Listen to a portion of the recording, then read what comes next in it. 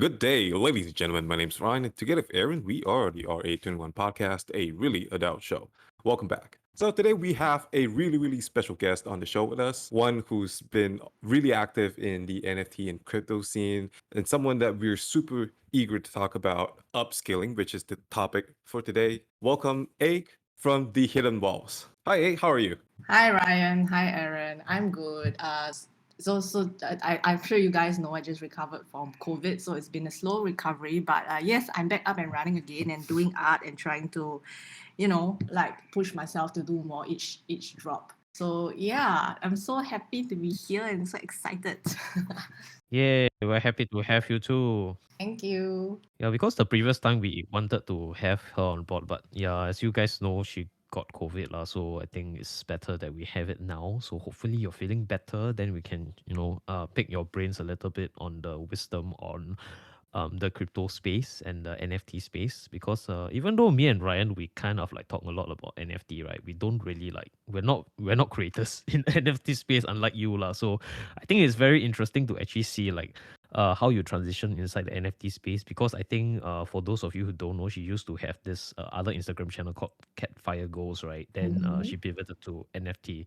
Yeah, but talking about NFT, right? I think it's been a very rough 2 weeks. In the past 2 weeks, actually we didn't. It was quite a stroke of luck that I won't say that getting COVID is lucky lah. Yeah, it's been a very like what do you call it, like a perfect opportunity or something like that, like so timely. You know what I mean? I got COVID, then after that like this whole shit FTX thing happened, and then it's like now we have so much to talk about, which I can't wait to share later also lah. That's why we wanted to talk, right? Yes, Ryan. No, that's exactly what we're gonna get into today. So, Aaron, how are you doing? I'm good. I've been very busy, as I think some of you who know me personally knows that I've been traveling lah. I've been very busy traveling. So right now I'm recording in the middle of Japan. So yeah, I'm here for a while. Then yeah, doing work, etc. But it's been fun. So as Ryan always says, everyone, whenever you've bought the plane, the entire thing the whole thing crashes. So maybe I should stay in Singapore more often. Every single time, I swear, every single time he travels out of Singapore, the market crashes. Also the market, when I see the thing crash, I know okay, Aaron's out of town lah. Yeah. I mean, this is the second time. The last time I think was around in May. Then that was when like the crypto went from like 40K to like 25,000. Then now it's like I traveled again. It went from 25 to 16. That was the 3AC one, right? Yeah. So I think the next one I'm travel, maybe I don't know, maybe it'll be as bad as like 10K. So I should really like start selling my Aaron Flies index thing lah. Then maybe that will be a good opportunity to short. Just share my flight itinerary. Yeah, but it's been okay lah. But it's good. So I think maybe we can start with actually, as you guys know, we usually have a list of things that we want to talk about. But I think as of late, in the last 2 weeks, right, a lot of things has happened in the crypto space, because as some of you listeners know, who has been following crypto, right, that FTX, one of the world's biggest exchange, actually like went into insolvency.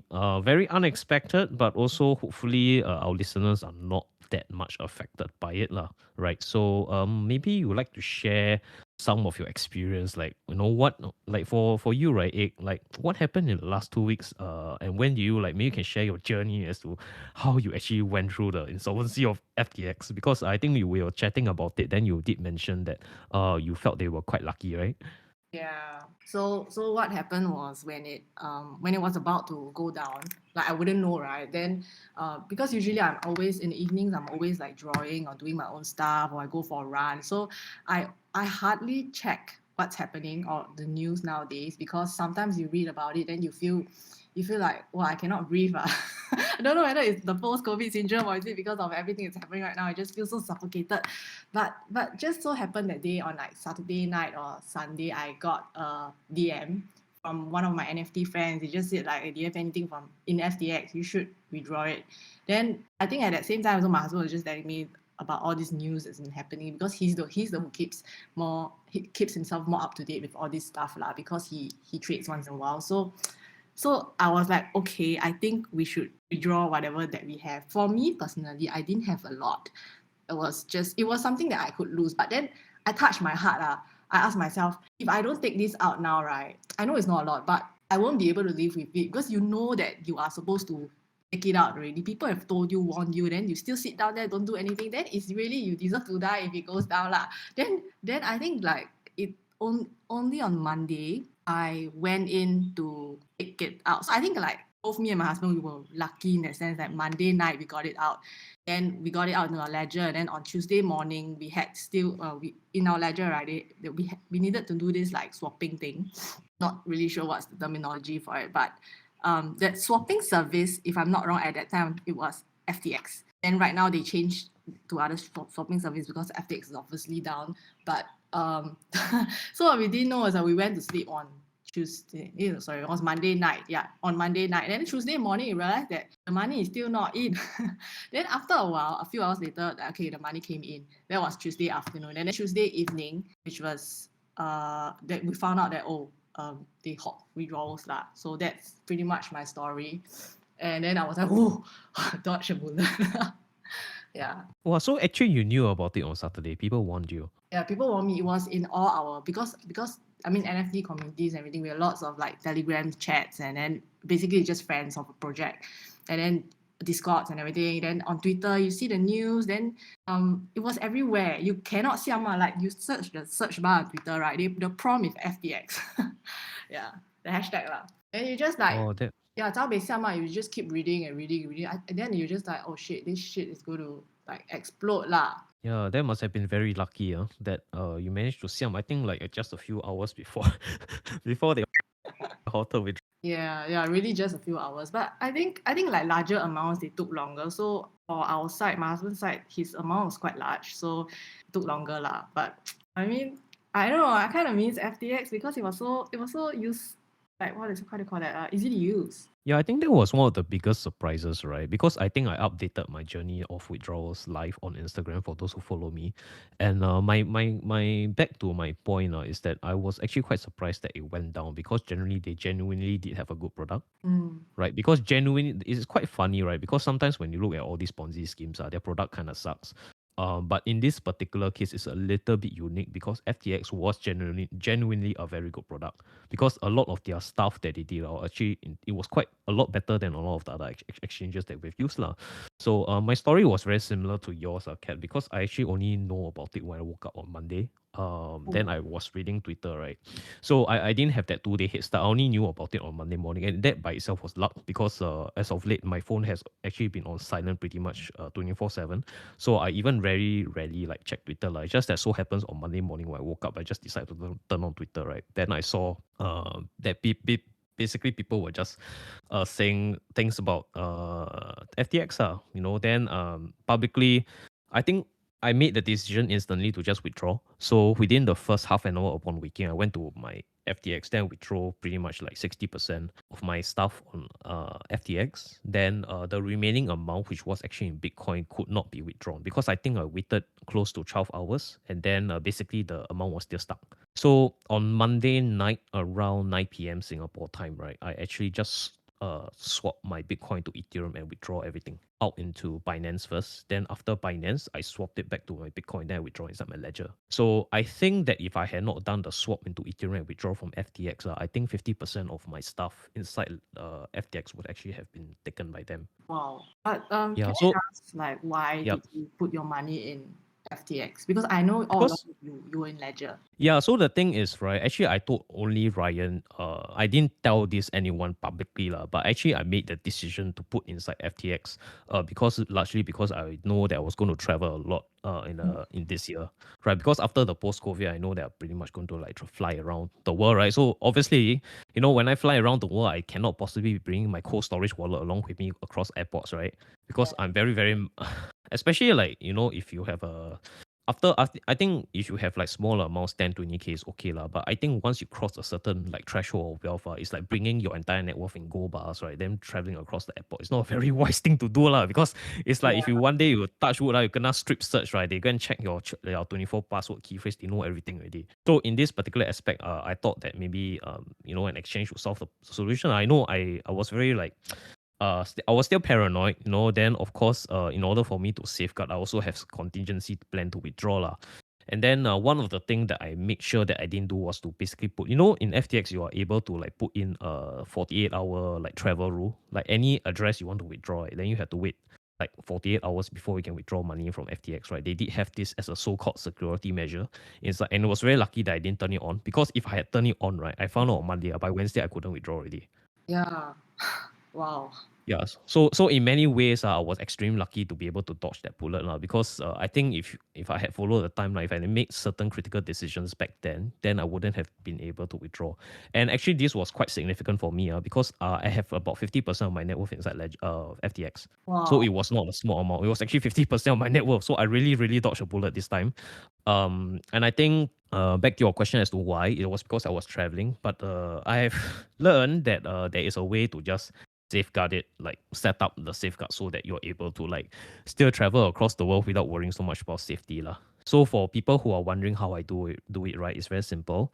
Whenever you all do a ledger, right, you have a 24 pass key phrase. My suggestion is you separate the 24 into 12, right? So you put 12 key phrases at home, then you can take 12 and travel around with you. So you don't really have to worry about like the entire thing being exposed lah. So that's what I do personally.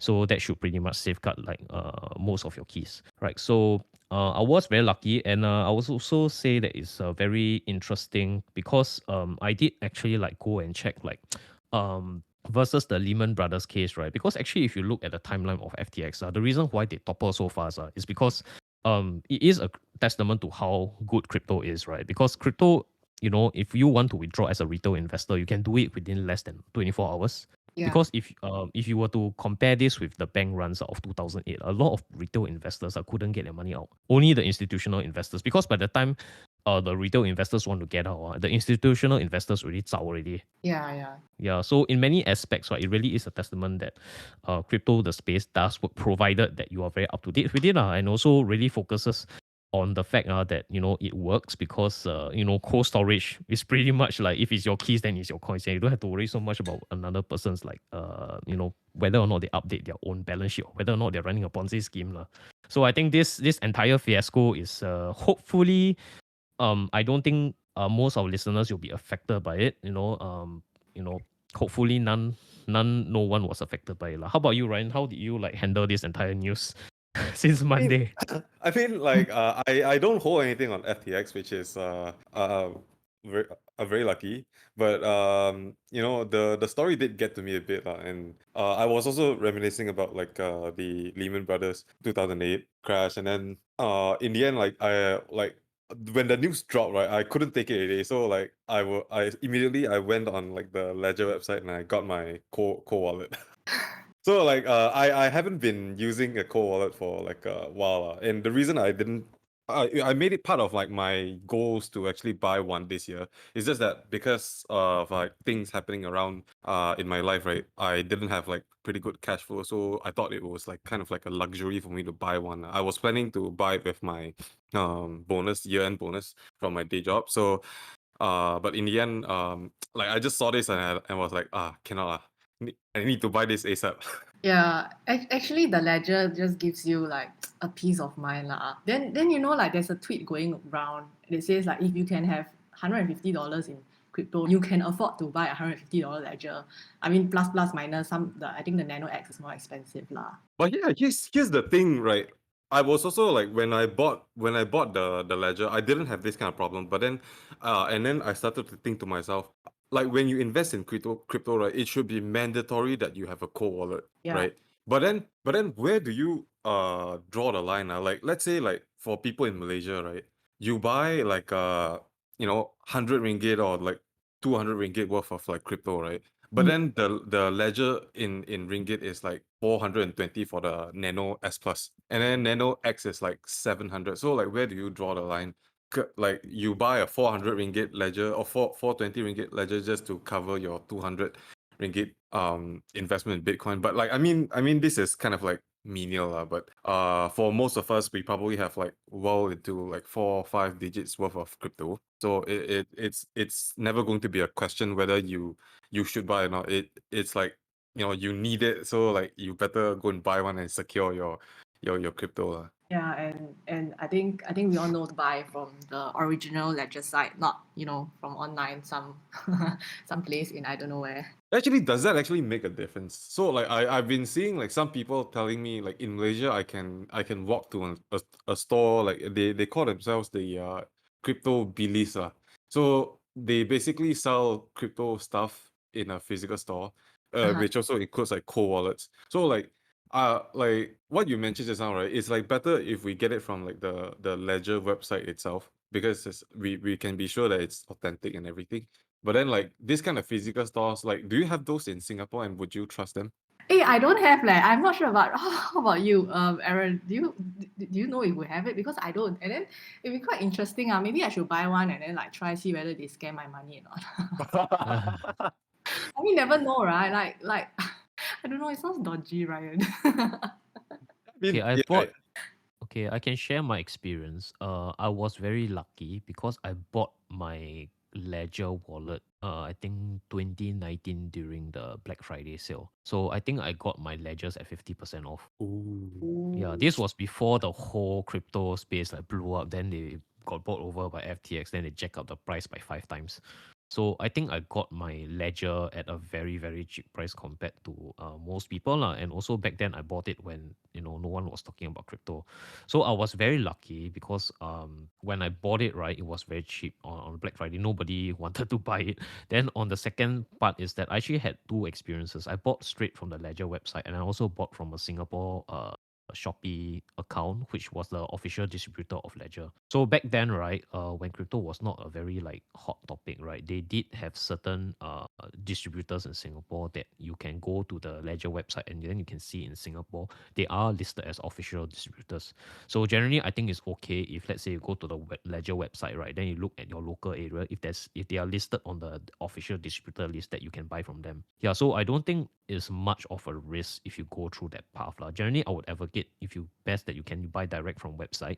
Second best, if let's say time is an issue, right, then you can consider getting the ledger from the official distributor list, right? So that's one way. Usually they are a little bit cheaper lah, compared to the website. Then the mm, third one is if you need to be able to buy it in person, because you want to save a bit of money, then you can consider getting those physical shops like Ryan mentioned lah. But I think it's important that you also take into consideration to address the question, right? Like what Ryan says, like 200 ringgit, 700 ringgit. I think end of the day, if you are going to be a crypto investor, I would assume that you're probably going to buy more and more as the time pass lah, right? Because it's like it might be 500 ringgit today, right? But then I think if you over 1 year, that 500 ringgit might become a 6,000 ringgit investment, right? And then if you put in the potential return of crypto, let's say 6,000 ringgit, that might actually blow up to 60,000 maybe in 10 years. So you cannot just see it as just, the thing about a ledger, right, is that it's a fixed cost. There's no recurring cost that comes after the ledger. And to put things into perspective, when I purchased my ledger, right, I can just share for the listeners out there. When I first purchased my ledger, I can tell you that the amount of crypto that is supported in the ledger is quite shit. Like I only could put in basically just the basic crypto stuff, so Bitcoin, Ethereum, then etc. Then when I would transfer everything out from my FTX, right, I was very surprised that the ledger actually updated to support so many cryptos these days. Like it's significantly a lot more. Because also one of the main reasons why I had to use an exchange back then was because the ledger didn't support a lot of the coins that I was holding. Oh. Right. So they couldn't support. So the ledger back then, I think, and this was just a span of 1 year. I decided to move into the exchange in around May this year. And then one of the large reasons is because a lot of the crypto on the ledger could not support the crypto that I was holding. So these are these are basically my Moonback tokens. So I couldn't hold them inside my wallet. Then I was very pleasantly surprised when I decided to move this Monday, right? There was so many support for a lot of the tokens. In fact, I could shift my entire portfolio into my ledger now. Yeah, and ooh, now like they also support NFT. So actually, my husband, what we do is we put the more valuable ones inside, and you can still transact from there because you can link to your desktop MetaMask, and it is just like you just transact as per normal. You just need to key in the 8-digit what you call that PIN code thing when they ask you to log. Yes, correct. So I think what is very important for those people who are very curious about cold wallet management, right? My suggestion is that you need to have two pieces. I think end of the day, you need to have three things. The first thing you need to have is the hardware, which is your cold wallet.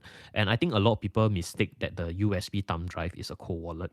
The fact of the matter is that is not actually your cold wallet. That is just the hardware used to sign transactions. So this is basically like sign transactions. Your cold wallet is actually the 24 password key phrase, which is far more important than a hardware. Because if your hardware breaks, right, let's say your ledger for some reason go through a tsunami and it dies, right? If you so long as you have the 24 password key phrase, you can actually just recover everything that's inside. So I think it's very important for those people who are new to crypto to understand that cold wallet does not equate to that USB thumb drive. It actually equates to your 24 password key phrase that is generated inside the ledger. And so that means that you do not have to be dependent on the ledger, right? You don't have to be dependent on the ledger for you to keep your crypto space safe. And also to address the further question, like what Ryan mentioned, if you don't have a lot of like money, etc., you do not need to spend 400 ringgit to get a cold wallet. Okay, that I think that is a misconception. The ledger only allows you to make it a lot easier, but actually you can have a you can actually have a cold wallet for free created on your desktop. All right, you just need to run the Bitcoin program, and you can actually create a cold wallet from scratch out without hardware. It's just that it's a lot less secure if you do that lah. So it's important that that's why as much as possible try to get a ledger. But if not, let's say you want to save money, right? You can actually just run a program on the Bitcoin software in your desktop and then get a cold wallet from there. Right. The reason I can say that with confidence is because I created myself. My first cold wallet was not ledger. I created my first cold wallet in Bitcoin in 2012. All right, that was the first time I had my cold wallet. I actually created it in 2012, and then I basically created it on my desktop, on my laptop. My like God knows how old is my laptop on this like now piece of shit Asus laptop, right? And then I created this like Bitcoin cold wallet back then. I recorded 24 key phrase and I stuck it. And back then I was stupid, right? Stuck it inside my stuck it on my whiteboard next to my PC, right? Then surprisingly I went to check, right? I still actually have that wallet, and the address is still valid. Yeah. So Ooh. this is basically just to illustrate, right, that you don't need to buy a ledger to have a cold wallet. I think we must stress this to listeners. A cold wallet does not equate to a ledger, right? Yeah. A ledger, a cold wallet can be created anywhere so long as you have a PC. You can run the Bitcoin program and then you can create it already. I think the other All thing right. is like they call it like a hot wallet. So for MetaMask and everything, for other coins like Ethereum, or you want to put like Sand, all this, you can put it in the MetaMask. And I think Yeah. that's like semi-safe as well, as long as it's hidden from transactions, or you just keep it to yourself. Because there's also that 12, I can't remember, is it 12 or 24 word seed phrase that you can keep. Then it's just like a plugin on your Chrome. That's something I Yeah. use as well to transact. And then inside MetaMask, what we do for NFTs is that we have a few accounts inside. So some of them are burners, and then there will be one main one where the more semi-important NFTs or monies are inside. And then for burners, we use them to transact. Just in case they send you a scam, or like they send you something that will rug your entire wallet, it will rug that wallet, not the entire, not your main MetaMask. So that's how I do it for safety. Yeah, Yeah. I while think we're on this topic, right? Like hot wallets, cold wallets. One question I got which it's kind of like a stupid question for the crypto community, but like I did ask Aaron this question, right? Since like Ledger is owned by FTX, right? Was it actually compromised? Like does the security of like the ledger is now compromised? So like maybe it's something that it's a kind of like a myth that we want to debunk. Lah. The short answer is no, but I can't really explain exactly how. So like Aaron kind of need a help here. Yeah, actually, I also want to know, the because I receive a lot of JPEGs. They draw a chart like how big is this FTX explode into don't know where, which industry, and then FTX was one of them. No, sorry, Ledger was one of them. So I'm just very curious. Yeah, so I think in order for people to understand, I think you need to understand how crypto is actually being you need to understand cryptography, right? Like you need to understand very clearly, right? What does the ledger actually do, and what is the Bitcoin network? So to best explain this, right, is basically when you buy a ledger and when you set up an account in ledger, it generates two types of things for you. The first thing that it generates is your 24 password key phrase, and that is what they call a private key. Basically, these are your private keys. All right, and then so how cryptography works in terms of transactions is that there are two sets of keys. The first set of keys is private. All right, that is your 24 password, 24 key phrase, and the second set of keys is the public key. right? So whenever you want to do a transaction, let's say in a Bitcoin network, right, you need both, all right? But you only need the public keys for you to instigate the transaction. And the public keys needs to match to the private keys in order for the transaction to happen, right? So what Ledger is very good at doing, right, is that they completely separate the private keys from the public keys. So that whenever you do a transaction, let's say on your Ledger Live, right, all you are using is just the public keys, all right? And then through the security system, right, they just basically go from the public key, they identify your private, and then the transaction happens. So a lot of people who are very concerned about whether or not is it compromised, the short answer is no. The reason is because they are basing it off the Bitcoin program itself, the Bitcoin program lah. So it's not like they are creating a exchange inside the ledger for you to transact. They are actually basing a lot of these transactions, right? In fact, they are basing off the transactions of the crypto network itself. So they don't operate on things like FTX or Binance. They are really just operating based off the crypto network. Yeah, I hope this kind of answer it. So basically is touch wood. For example, if let's say Ledger got no more support, right? What you can do is basically you can just go to any other third party.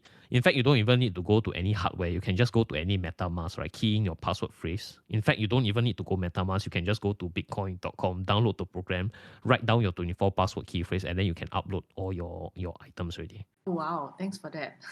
Yeah, so I think the key thing and the important thing to know, right, is that when you have your ledger, all right, the thing that you must keep very safe is your 24 word key phrase, because that is actually your real.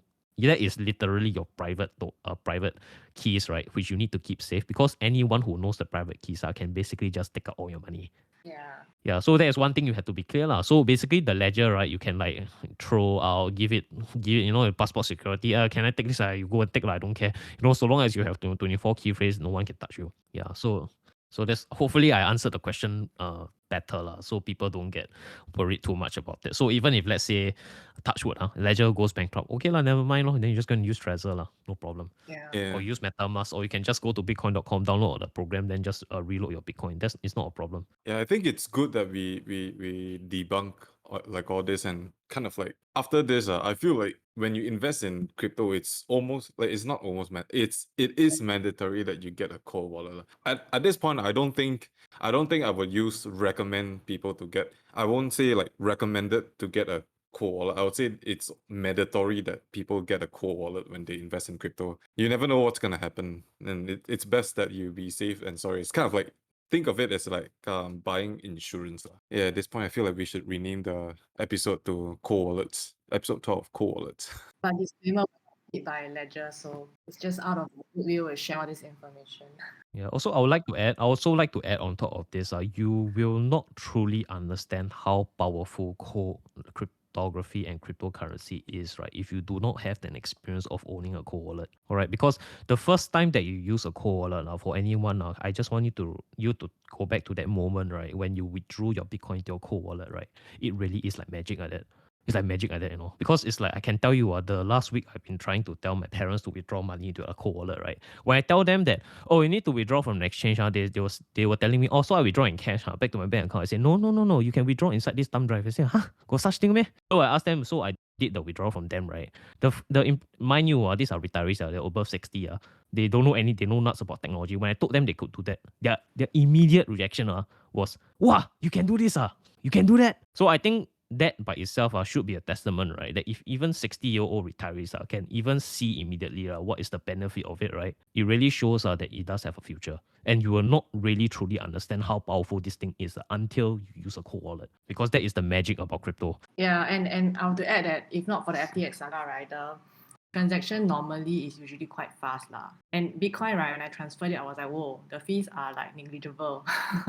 So that one, I think it was very, very appealing to me. Then it makes me like, I should do this more often lah. Yeah, and also to add to the transaction speed, actually, the transaction speed for Bitcoin is close to instantaneous.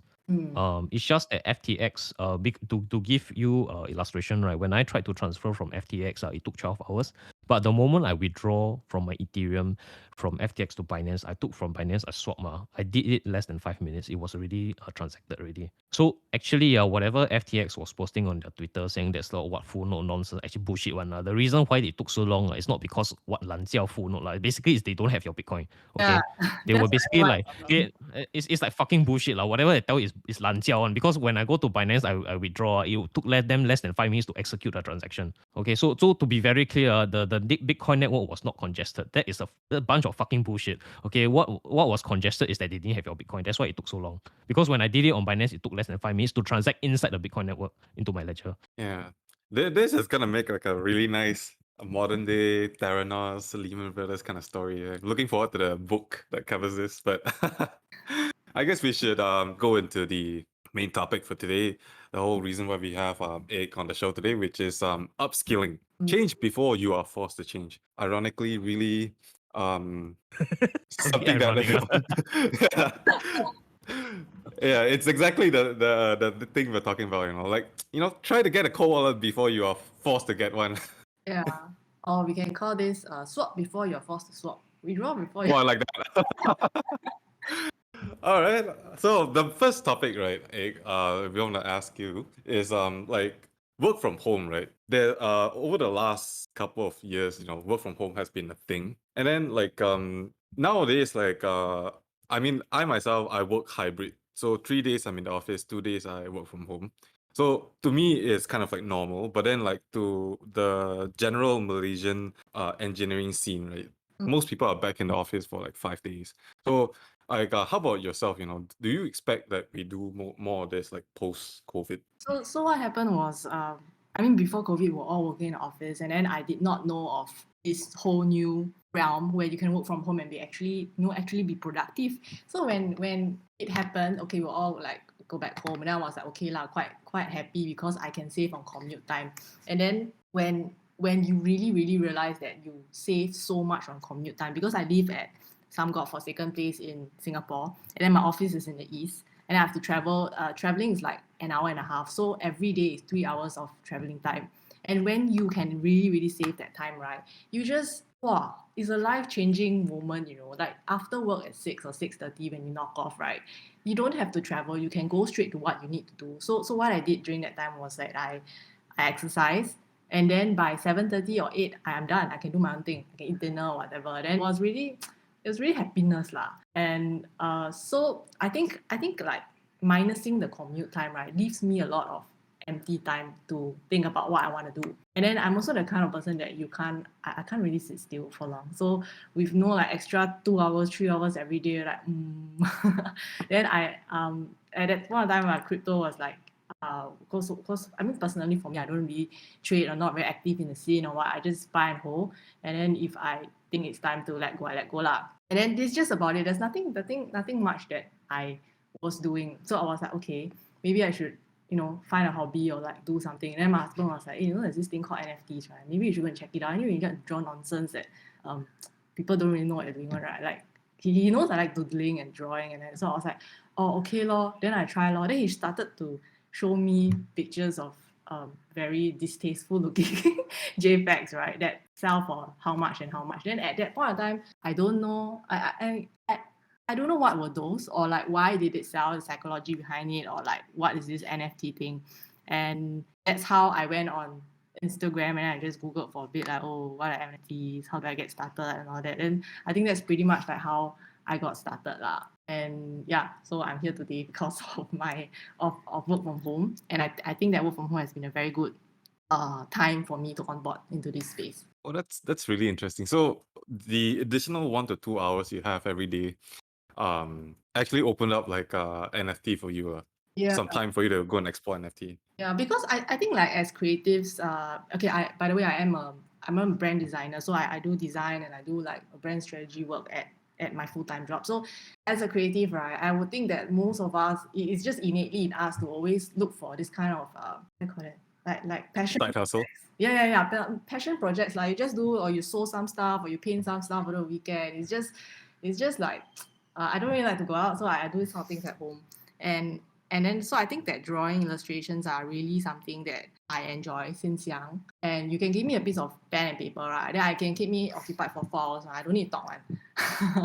Yeah, so I feel that this time also work from home, then you nothing to do. Then because my husband works, so he only comes back at night. And then from like what 6 p.m. to 10 o'clock, it's just me alone at home or like me doing my own thing. So you just have a lot of time to think, to reflect on your life, like this is what I want. Is it going where I'm going to go? That kind of thing. Then you just like, oh, okay, let's try this. Yeah. But I think like before even all this started, right? Back to how it really, really, really started is because I'm sure both of you know I have this account called Catfire Goals. So at that point of time, my goal was to explore how I can retire early, and I think like through that, right? Because that taught me discipline, that taught me to save money, taught me to structure my life, taught me to like find ways to invest in things that are within my means and all that. Then from there, I took little steps. So I realized that, yeah, shit lah, I cannot just keep saving and saving and cooking. Then it's not going anywhere. Like I'm not going to get to my goal. And then from there I started, okay, maybe I should do something I love. Then if I can do something I love and that people will, like pay me for it or enjoy what I do, then I think it's a win-win lah. Then okay, that's how it started. Yeah, I resonate so much. Like when you say like saving money is not gonna get you to your financial goal. Because like I myself, I've been also cooking a lot at home, trying to save money and all that. And like there's just I noticed at some point of time, you will come at first it might be like helpful, to get your finances all sorted out and organized. But beyond that point, right, it becomes very difficult to keep going because like I mean cooking, I like to cook lah, but then at some point in time also you will feel like meal prepping and everything, eating the same thing every day. It's just kind of sad, and it doesn't help you like 10x your money, Yeah. that kind of stuff. And that's why like I find your story about like upskilling and like exploring NFTs to be like really inspiring because like yeah, for people who are pursuing fire, I feel like saving is just kind of like the start of it, and then like if you want to go down the road far enough and achieve like whatever goals that you have, right, you have to up your game and do something different, Yeah, I feel. exactly. And also I think that saving and all that, right, it sets the foundation for you to be disciplined. And then from there, right, it becomes this structured routine where okay, I invest X this month, I cook, I weekends I do this, and then it's like set already. But then how much more how much more time do you want to spend on it to refine this process? I mean, it's like good, right? It works, right? For a few months, it's okay. You did not blow up your budget. Because if this one you all don't know lah, but like last time before I started this thing, right, I have very, very, very, very bad finances. Even though I've worked for 10 years, right, I had very miserable savings. And it's because I don't have a goal. Like someone actually had to tell me this in the face, Egg, you don't have a goal. And that's why you are here where you are. And today you're still like, working for somebody, going through the motion of life and everything. Then I was like, yeah, it's true, shit, I don't have a goal. So maybe I start something. Start a little project. So I was like, okay, to quantify how I can reach my whatever this goal is or to find my goal, right, I have to have I have to quantify it with a number. So a number means like money. And then it started from there. So I think like it sets the foundation. Then after that, if you want to do more, you just really have to increase your streams of income lah. I mean, yeah, dividends and profits and all this are one thing, but then I think that for me, right, because I'm also in this field, design and art and everything, it's something that I love to do, something that I can do. So it's like in your face already, you still don't want to try. You don't want to try 10 years later, you try, then it's like, what's the point? You just do it now. Like you don't know, you might die tomorrow or next year or something. Yeah, that's so true. So, but I think we strayed quite far from work from home. Oh yeah. So just to come back, I'm gonna ask Aaron, like, what do you think about work from home? I know you like travel a lot, so probably you're quite well accustomed to the whole remote work thing. So, how are you taking this? I think it's great because I think as Kat mentioned, I think on average a person saves about 3 hours of commute time. Then on top of that, I think you save even more time from the fact that you basically don't have to go to office and mingle, right? Because I think if you are very like, I think end of the day, if you're a person who is very like focused on your work, you don't really need to spend a lot of your waking hours and your mental energy doing work doing active work because from my experience, right, I can get a lot of my stuff done quite within about 3 to 4 hours a day. I don't really need a lot of time to like actively to manage my work schedule. I think 3 4 hours to me, right, is more than enough time to get shit done for my business and for my clients pretty much every day. So I think the main cost for me, right, in terms of like doing my business pre-COVID now was the travel time. Because one day I can dedicate up to 4 5 hours, right, traveling from places to place to meet clients, to do things around regarding personal finance. So that is a very expensive like cost for me, to travel to and fro. Mm. And so when this COVID thing happened, right, I tested. So the entire basically everyone was tested on the fact, do you actually need to be physically there to basically run business? And during COVID, right, my business actually didn't do badly. I think during COVID, my business more than 3x without Wow. meeting people. Wow. Yeah. So and on top of that, basically I did it with less time. Mm. And then the conversion value was higher, right? So basically during COVID, it proved to me that for the longest time, I've always felt that businesses that can run online should run online because you actually cut costs in terms of fixed overhead. You also cut costs in terms of travel time. And so long as you have a value proposition, right, where you're able to reach out to the customers that you want, you just need to solve the problem of acquiring customers. So if you're able to solve that problem of acquiring customers, right, then you should be able to run a relatively lean business, much better and far more efficient than physical business now. So when you ask me the question, are we expected to do more post COVID? I would say yes, but not in the traditional sense of way where you put in more hours. I call this the Japanese style of working, where you basically put in a lot of effort for marginal return. Mm. Because if you go to Japan, a lot of these people are very much overworked because the way that they show effort is to basically just show up, right? And then you can stay in the office until like 10, 11 o'clock, right?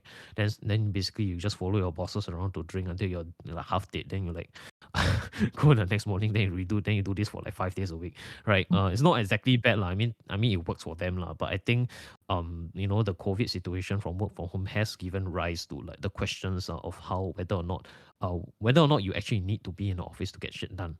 Because what I do realize and learn through this like 2 year experiment, right, is that very high functioning people, right, they work better not in office but at home. Because I'm one of them. I think I'm very much like egg like that. Like I'm pretty much prefer to work from home because I feel like it's a far more efficient use of my time. And it's not to say that I'm not like being a lazy ass about it, lah. Because as you said, right, you have more time to do your stuff, and that actually shows in your work productivity as well. So I do have a lot more time to go to a gym. So because of this work from home, right, for the past like 1.5 years, I have not missed a single workout compared to I was back in the days where I was like running from place to place. So I had more time to go to the gym. I had to more time to be disciplined about my finances as well. And I think the whole point about like being like disciplined about finances does tie back to the work from home. Because if you are constantly working from home, right, you don't need to have a special set of routine now where you remain productive, where you remain actually pretty productive. Because if you don't have that, then it's very easy for you to basically get distracted and then you don't like produce work, lah. Correct. So Yeah. for me, this also gives rise to basically learning and acquiring new skill sets, and it actually ties back to the podcast episode, right? Because when you work from home, there are certain key sets of new skills you do need to learn, and this includes learning how to make friends and learning how to network online without meeting people in person, right? And this particular episode is the best example of that, because for those of you who are listening out there, all three of us have never met each other before in person. Never, right? Yeah. You realize that like over 2 years ago, we know each other, and we have talked to each other on chat. Me and Ryan even started a podcast, and it's been running smoothly for 1 year, and we have never met each other. We have also never met Ig before. So it really does Ryan and you never go. met before. No, never. No. I'm pretty. I think. Yeah, I think it's pretty surprising, right? That Ryan actually met that Ryan actually met MJ from Furl a lot faster than he actually met me. Oh. Right. So actually, I have never met Ryan in person before. So every time, whenever people like find this out, they are actually pretty surprised, because I think the impression that we give is that we are good friends in person. Actually, we have never met each other before in real life. Yeah. I would think someone will come over, or you go over, like after an hour and also after a year and a half of friendship. Yeah, lah. I mean, that goes to show how hikokomori we are, right? we pretty much like to stay within our own area and not meet up. But I mean, it works, right? For me and Ryan, we still have that dynamic and that thing, and it works, so it really does show and does prove that it can work, provided that you put in the effort to learn about it, lah. Because honestly, when I speak to Ryan online, right, we can easily chat with each other for like 3-4 hours one shot on Instagram. Yeah. Wow. Yeah. So we do have that friendship, lah, and it's something that I think is not different from MMORPG, what, correct or not? Because last time when you guys used to play things like Maple, things like Diablo, I'm pretty sure last time you also had your own communities where you're able to chat with your friends like 3-4 hours stretch in game, right? And then going doing stuff like that. So it's not very much different. I think that is one particular skill set that I think people need to learn, because if you restrict your work from home, right? If you don't to go towards a work from home model, you are restricting your talent pool to people who only can do things physically. Yeah. And the from what I've learned is that people who are able to work and adapt online, right? Generally, they get things done a lot faster at a much cheaper price. That's Yeah, what that's I learned. true. Because I That's think true. there's going to be a huge premium that you need to pay, right, for physical in-person labor. Because I think when given a choice, people would rather take the option that pays less to work from home than to pay about 10-15% more. I think they will take that 15% haircut to not go to office. Actually, that person is me lah, but I'm just not given the option. But I do fantasize in my head like, oh, if my boss cut my pay 20%, I think I'm okay to work from home. Yeah, and that the reason you can do that is because you use the extra time to basically create your own side hustles, right? Yeah, but not like Yeah. you do it during working hours. It's just that during working hours, you can fully zone in on work, right? And then you only like account to your boss or account to my colleagues, like, okay, let's run through this. You fix a particular time. And then there's no distractions. No one's like talking over your head. Nobody's holding Zoom meetings beside you. And then you're just more productive lah. And that's what I really like about working from home lah. Yeah, I mean, like in physical, like kind of like working environments, I do recognize that there's some benefits to it, because I work hybrid, so I kind of like get to enjoy work from home. But like sometimes I'm not sure why some people, right, like not everyone is wired the same way where they can function work from home. So like sometimes you have to be in the office, be right by their side to tell them you have to do this to get that by tomorrow or whenever, and then only shit gets done. So like I mean, like being in the office is I don't like being in the office that much, but then I do recognize the benefit of it. So I mean, kind of like yeah. Yeah, true lah. Some things you need to be in office. Like for us, right, when we do design, like the final stages of the design, where you really have to be in front of the computer with someone to move things here, move things there, trying things out. Then it's faster that way. And then you try to do it over Zoom. Wow, it's blur, it's lag. Then as you are the viewer, right, trying to QC the guy or something like that, it's just not working lah. So I think that half thing is actually quite productive for people like us lah. What do you think, Aaron? I think people need to adapt.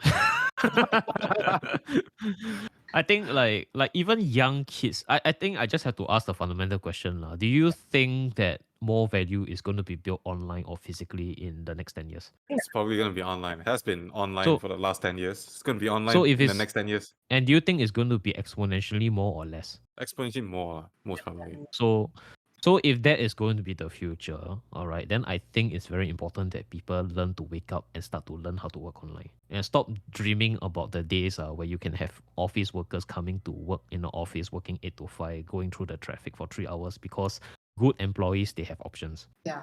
Right. And as a business, you need to learn how to adapt to what the talent wants. And basically, talent, if they have options, if you don't provide it for them, they will move, because I'm pretty sure they are able to. And like increasingly, as I'm traveling around the world, what I'm realizing is that the world is going to be pretty much remote working. So I think you need to basically have that. Like I do recognize there are certain times, right, where being in person does help. But I also do believe that people need to recognize that as we start to go into the future, that remote working is going to be just bigger and bigger. It's going to be pretty much the default because we have proven in the last 2 years that we are able to function without being in person, right? Yeah. I mean, we've already proven that we can do it. So I don't understand why we're trying to go back to the pre-COVID era, because apart from certain things like food, actually food you can even deliver to your place lah. But apart from certain things like even social events where you can like meet together, then can sense out the vibes, right? Like maybe of course medical care is there has to be in person. But even doctor appointments now, I don't even have to wait like 5 hours. Don't have to wait like an hour to see my doctor. In Singapore, I can just go doctor anywhere, right? The app just open. Less than 3 minutes, less than 30 seconds, I get to see a doctor. He sends the medication to me immediately. I don't even have to go and wait at the queue for 1 hour, Actually, right? to So add on to and then that, he also can give me MC. yeah, exactly. Sorry to cut you, but to add on to that, that's actually how I saw my doctor during COVID because the queue was just too damn long. It was just right after the F1 weekend, so everybody got COVID, right? Then when I went there, they tell me to come back at 6 p.m. Like, I'm dying already. And then I just went online, download Speed Doc, and then like the medicine was like here after that in like 3 hours, 4 hours. Yeah, so I think it was very, very good experience. And then at that point, I was like, yeah, actually a lot of things you don't have to go down to the doctor. You can just show, your symptoms over the online and all that. It's a bit more pricey, I have to say. Yeah, but as I say lah, time is money. So I think if given the option, people, especially if you're very sick, right, people will not want to wait Yeah. to save that amount lah. Because it's like if you're already dying, then you cannot get out of bed, right? I would definitely prefer to be a doctor. And actually, in the cases of certain doctors, right, sometimes if you just need a prescription, you don't need the medication, you can tell them just give me a prescription, I'll go to my pharmacy and buy. You don't have to buy from them. Yeah. Actually, yeah. So I think this is basically like just to illustrate, like I think people this is why me and Ryan title podcast change before you're forced to change. You don't want to wake up 10 years later as a business owner or entrepreneur and realize that you have no employees. So talking about all this work from home does lead us to the next question, right? And that is like relevance of degrees, or even like relevance of like work experience. Like for you, Ig, when you like decided to start your own like NFT project, right? How relevant was your work experience transiting into like the project that you did? So for me, right, because I have been working for slightly over 10 years, so what I did was like design. So I think design skills, art skills, all this is definitely has been very useful. And also there's this part where you have to do project management and then all this. So I think that this has played quite an important role.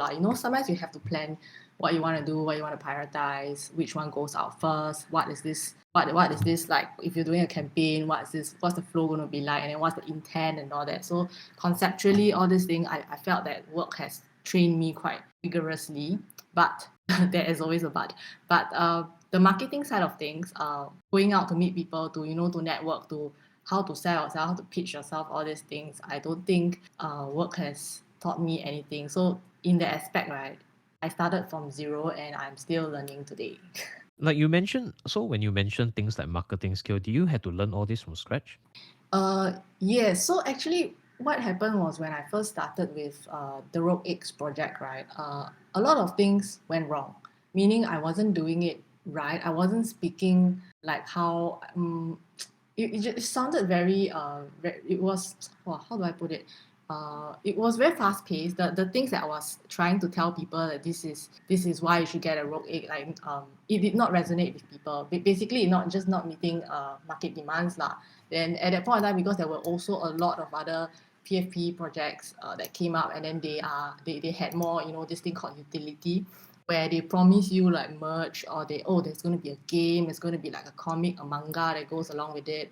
And I had none of that. I didn't know that I didn't know like how difficult it would be, or like that is the standard that people are doing. Then for me it was more like an art project, but then again, art is art, right? So why should people care about your art, right? Then so I think from that lesson I learned that I had to pivot. Even upskill, I'll still have to pivot lah, to find a way to speak to people. And also at the same time you have to stay true to yourself, to like don't draw this because the market wants this. So in that aspect, like marketing side, right, I had to learn everything from scratch lah. Try and error, a lot of try and error, a lot of like asking for people's opinions, and then from there you just learn lor. I think actually you made a very valid point, because like I realized that you're basically like an entrepreneur who's like hustling, right? Because I think like in the earlier days of your road, I know that you were actually like reaching out to people to basically like do some like trying to get some interest in your project lah. You were reaching out personally. And that's something which I really respect because I've been basically like also been pretty much like a self-employed for like the last 10 years of my life lah. So I understand that grind and I really respect it because I think that's one thing that in terms of like the original question was relevance of degrees, right? Is that I think like as and also can also say and speak to what Egg has mentioned about her work experience, right? Is that a lot of these places train you to be a very good employee. But I think what they really feel in, right, is they basically train you to learn how to market yourself and your service and your product. Because the truth of the matter is, right, this in entrepreneurship, we call this product market fit, right? So it's actually very, very difficult, right, for a person, right, to actually get product market fit from the get go, especially if you're going to start a new project. And this is also the reason why a lot of creative people who go to art school, right, they end up becoming entrepreneurs. Because the truth of the fact of the matter is, right, to be an entrepreneur, right, is that you do need to innately be a creative person, right? Because starting a business or side hustle from scratch is by itself a creative endeavor, right? Because you are creating things from scratch, you are innately creating a creative thing. So so this is why like I do feel like a lot of business schools, right, they overemphasize a lot on the mechanics and operations of a business, but they don't focus so much on the content creation side of things, Yeah. right? Because if you think about it, running business, right, is really, if you're going to start a business from scratch, what you are really doing is content creation. And that by itself is something that is very difficult because it requires a lot of creative aspect of thinking of how to do it. And also, as what you mentioned, Egg, which I like, is that not only does it need to have a product market fit, but it also needs to be something which you yourself enjoy doing. Because that's the whole point of you starting your own side hustle, right? Because if you're going to do something just because of what the market wants, right, then that's not much different from what basically an employee is doing, correct? It's Yeah. just that there's some level of like maneuverability which you can have, right? So I think that's why I really respect the hustle and the grind which you did, because it does bring back memories of when when I started also 10 years ago lah. So in terms of relevance of degrees, how about you, Ryan? Like how much do you actually use from what was taught in your university? Because I do know that you studied in university, but I don't think it's very related to what you studied, right? Or basically, or what you're doing now. Yeah, it's kind of like the funny thing is, right, I did a master's. So I the thesis master's thesis I was working on, right, that was not relevant to any of my like it's not really relevant to my course. So I studied civil engineering, but my master's thesis was on hydraulic and hydrological modeling. So it's basically predicting rainfall and floods in layman terms. So it's not so much of a relevance. And when I went into this field again, there's like zero relevance. So I had to learn everything from scratch. That includes like things like statistics, data science, programming, GIS.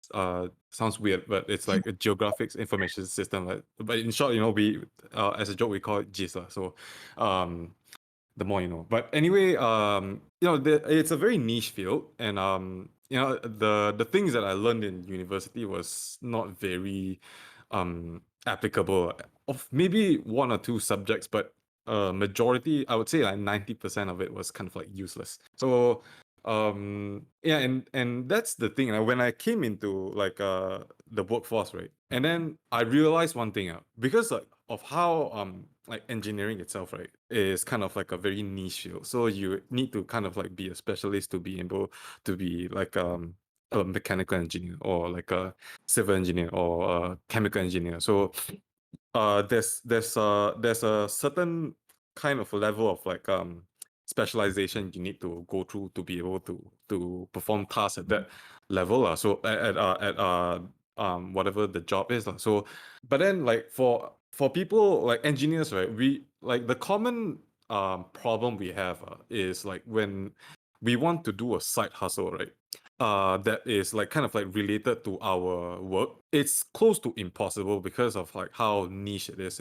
So like I can't really say that I want to, you know I'm sorry, become like kind of like a self-employed like modeler, and I model for like a model computational. I build computational models for different projects as like a side project. I can't, unless your company is like so gracious that they can allow you to have like a side job which has a conflict of interest to their main business. So, which I think is like not gonna happen, anytime soon. But that became like a problem for me when I was trying to find like a side hustle. So what I ended up doing was kind of like software training for university students and other professionals, but at softwares that I cannot that is not related to my or directly competitive to my day job. So it's also, again, it's not something that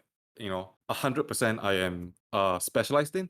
So like I cannot be the best at it. And again, like software training for university students is not kind of like a good business, because nowadays you have YouTube and everything, right? So like chances are people are not gonna pay you and pay you for software training. So it never actually worked out. And that was when I kind of thought, right, like if I knew how to draw or like write, I could be like a copywriter, or I could be like an artist who draws like manga, or like or commission art, or NFTs maybe. So like in that sense, art is kind of like nicer than the sciences, because like in the end, the sciences, you are kind of like binded to your company. So like you can't really operate outside of their domain, So but coming back, like how much did I really use from what was taught in university? It's close to irrelevant now. It did help me get a head start in certain aspects in my career, but like most of it not really. Not even the soft skills. I mean, like probably you would have like engineers. You kind of like you will build like an analytical kind of mindset, but I think this kind of stuff, you will pick it up at the job lah. So yeah. I think like adding on to what Ryan said, right? I know your first few times hasn't been like super successful as a side hustle, but from my experience and also from friends who are also in the NFT scene, we both concluded that the first time won't be the last time lah. Like it will, it's like always a start. You have to start somewhere, and no one really succeeds on the first time. So you just gotta keep trying until you find something that you can click with lah. And actually, like I know like, Aaron said this to me a long time ago when I first started Rogue X, right? But it stayed with me for quite a while. I don't know if you remember, but he said something like, if you don't, let me think what he said. He said like if you don't if you don't do this, but like you get started this, right, on Rogue X, on this project or whatever, right, it will lead to somewhere. And that's and this may not be the end point, but the fact that it will grow on you, and it will make you want to try more new things and just do more lah. And then I at that point I was very was a bit discouraged, but then when I heard that, I felt that this sense of like, wow. So that was also one of those moments that kept me going till today lah. So yeah, thank you, Aaron. Oh, thank you for that. Yeah, I think I think the reason why I like you a lot, Egg, is because there are many people who only know how to say, but very very little people who know how to execute. Yeah, actually Right. that's Like true. because it's like I can't say much about this, but I've also been trying to start something new in the last month, right? And then I think what a lot of my team members are learning, right?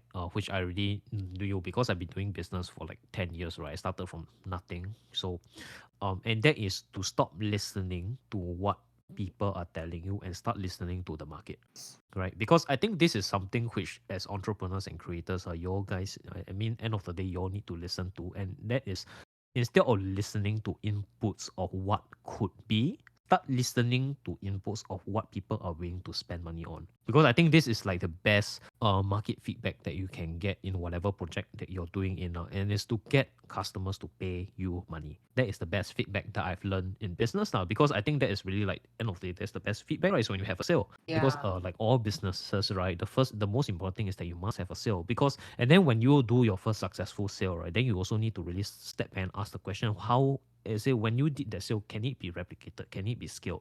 Then from there you can double down, triple down, or whatever, like scale it lah. So that's what I also learned like in my own experience lah. Because I also do learn in my own like business experience, right? It's not very easy to get that first sale. It's always tough, but after you get it right, then you get the second one. then you get the third one, then you get the fourth one. Then you pretty much can figure out what is it that the market want, and then you can basically double down on that and then scale. Right. So it's not very easy, like that's why when I was looking at X journey, right? It brought back memories of when I first started business. It's like the first time I tried to do it, so it was tough. But I think once you cross that threshold of being able to put yourself out there, which is what a lot of people cannot do, because in order for you to put yourself out there itself is very scary, because it's like, wow, everybody is so excited. Then when you launch, right, then you realize, shit, nobody nobody cares.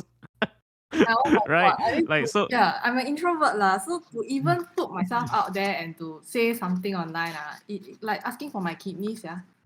yeah. So it's not easy lah, but the very fact that you even put yourself out there, I think is really better than what a lot of people can do, because a lot of people only know how to talk, they don't know how to do. Yeah. Right? So the key to success, I would say, in all endeavors is not just talking, you must execute. Like execution, that's why I'm not very worried about when I do things, right, I'm not very worried about very smart people. I tend to take the mantra that if you're too smart, it's actually more of a detriment than a positive. Because usually what I've noticed that people who are too smart, their IQ too smart, right, they don't execute. They only know how to talk. Yeah, actually, I My wanted to flex this lah, but I have this badge that my boss bought for me in, I can't remember where, but it says build, don't talk. So all along, right, Yeah. I've always been that kind of person. I will do my work lah. Then only when I need to, or when you ask me for my opinion, then I will speak. And it's actually a 360 now. I talk more now. Like I'm more outspoken, also because of this side hustle, and also because like I'm put in a position where I have to, go out and meet new people. And if there are NFT events or everything, I have to be there. Then sometimes, like if I'm part of the event, I have to speak and all that. So it's been really, really quite a journey. And yeah, so I really think that for me, right, doing is not an issue because of my past experience, and also because I really, really, really like drawing. So asking me to do this, ask me to learn new like art-based skill software, all this is not a problem. I will learn it eventually. It's all like in my roadmap of my goals. So yeah, and the thing is like, yeah, lor, I really hold true to this like build, don't talk lah. So doers are it's something that I've always I always tell myself that I have to know how to do. Even if, let's say, if I have a team or something and everybody for some reason dies or bang me, right, I must be able to execute. Yeah. But I think personally I have to up the game on, trying to be more vocal, to be more out there. But I would argue that that talking is not what we mean by talking. I would say that marketing yourself through talking, that is actually doing, right? Because there is also active work, because you are marketing yourself. So it's not the same as a person who say, oh, I can do this, but they never execute, right? Because when a person says things to market themselves, right, it's not a question of like I would say it's the different type of talking that we're saying. Basically, people only come in, then they only know how to talk, don't know how to do anything. They don't even know how to get clients, right? Then they only like to overpromise, then never deliver. Not even under-deliver, never deliver. That one is Right? already. Yeah. So like, so there's like sibei jialat lah. So like I really like resonate with a lot of your experience in like the hustling, because I've also been on a similar journey. So actually that does bring us to the next question, right? And that is like upskilling during active employment. Like Kat, I mean like Egg, you did mention, right, that you did it during active employment. So the question is, why do you pursue it? Wow. Actually, I did cover this early in the first question, but maybe I can go deeper into it lah. Yeah. First of all, I think the experience has like let me like pause a bit. Because it's just a one-man show, right? So it really, really takes up 24 hours of your time. But the more you do it, the more in love, I would say, I'm with it. And for me, hang on now. So okay, back to the question, why did I pursue it during active employment? I think in short, right, it's like, if not now, then when? I'm already in my mid-30s, early 30s, mid-30s, that kind of range. But it's like, if you want to wait 10 years later, I think 10 years later, I can almost take out my CPF money already lah. So what's the point, right? Then 10 years later, you're less active, you maybe you don't have the energy anymore, you don't have the drive anymore. And then also, I'm the kind of person that if I have an idea, I want to do it like spur of the moment, then I'll start to, okay, let's have this little project, then and see how it goes from there. And for some reason, this little project has ballooned into what it is today lah. And I'm still like, until today, I'm still very excited about it. Yeah. So I think in short, it's like, if not now, then when? And And right now, it's like everything fits, You're not just doing art. I think the whole scene about NFT art is that it has so many different genres, and you can choose what kind you want. For me, I choose like one of one art, and maybe mainly one of one art, and maybe in future editions lah. But it's also not just art, because you don't just put it out there then like hope people will buy it, or you have to approach museums, or it's not just like you like it, you buy it kind of thing. There's this element of marketing that has to go with it, as in how do I say it? Like the people are saying that they want to buy art not just for art, but because it is a persona, or it is that there's a certain relevance to them that comes along with it. And I feel that this very unique fit, right, is something that I'm very interested to venture into and to try. Am I making sense? Yeah, you are, because like anybody who has followed the art scene do knows that a lot of power is actually held within the auction sites, right? Mm. And a lot of the critics. So when you go inside NFT and when you actually put your art out there, then you essentially just decentralize the power, Yeah. right? I mean, to a certain extent lah. I mean, obviously, like nobody can easily sell $69 million worth of NFT, but I do understand, because like I would say that because I myself also came from art school. Um I did came from art school, I think like don't know how many donkey years ago, right? So I so sort of know that the scene is quite concentrated in terms of power. So like when the NFT space came in, I was very much like happy to see that a lot of the marketing can be done, and most importantly, the artists can be paid. Right, because I think it's very very difficult, right, before NFT space that a lot of artists were struggling to get to eat lah. It was tough lah. It was not an easy like endeavor to go into lah. That's why a lot of the artists, they eventually venture into entrepreneurism, right?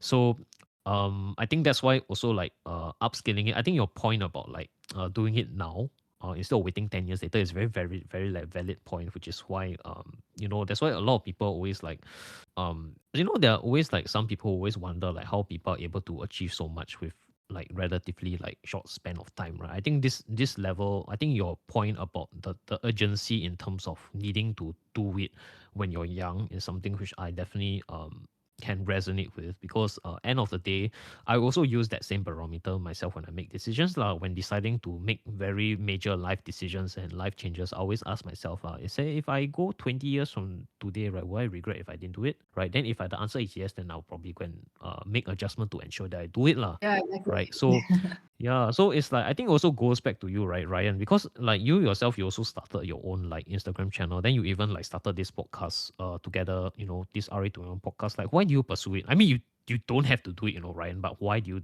decide to? And I must add, guys, I mean, Ryan is the one editing this podcast. He edits it damn fast, like usually his turnaround is less than 12 hours. Like, why do you pursue it, Ryan? And like why do you do it? I guess I should mention about like some of the interests I had. It's a little bit embarrassing, but when I was younger, right, I used to kind of like have a YouTube channel. So I always liked to do video editing, but the genre wise, comedy and like all the like having a personality was never really my thing. So I never really stuck through with it. But when it came to investing, right, I thought like maybe I should just do like a little bit of a journal and write down what I learned, what I think, my reflections and everything. Because again, thanks to work from home, I had more time to think about investing, and so eventually I started doing this. And the Instagram channel started off as kind of like a self-education thing. So I learned best when I kind of like try to condense things into a slide or make notes of it, and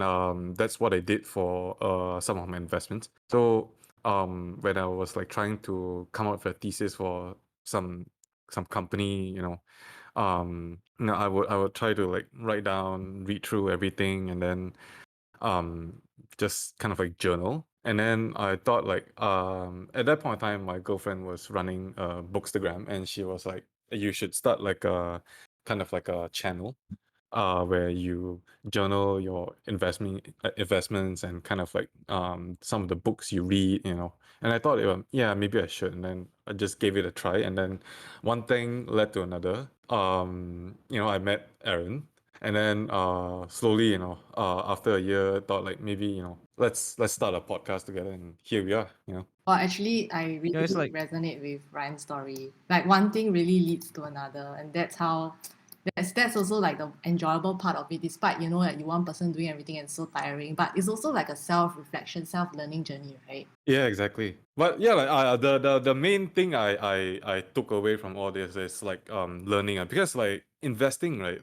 Like how you got some info on like FTX before the whole shit goes down. Mm. It's kind of like this, when you are more well connected, right? You have more access to information all around. So I thought like it's the same thing for like investments and everything else also in life, like basically. So like I didn't have friends in the investing scene. Most of my friends are engineers. So I thought like I had to make friends in like a new circle, because like I was getting a bit like really serious about investing in it. So I thought like, yeah, maybe I should kind of come up with like a new network of like friends and people that are in the industry, like investors or like retail, be it retail or professionals, or you know um people in NFTs, like you artists, and just to kind of like broaden my network, and that's why I also kind of like started the Instagram channel again. you know what I learned from listening to both of you. I learned that right, none of us actually started it with the intention to make money. Yeah, yeah.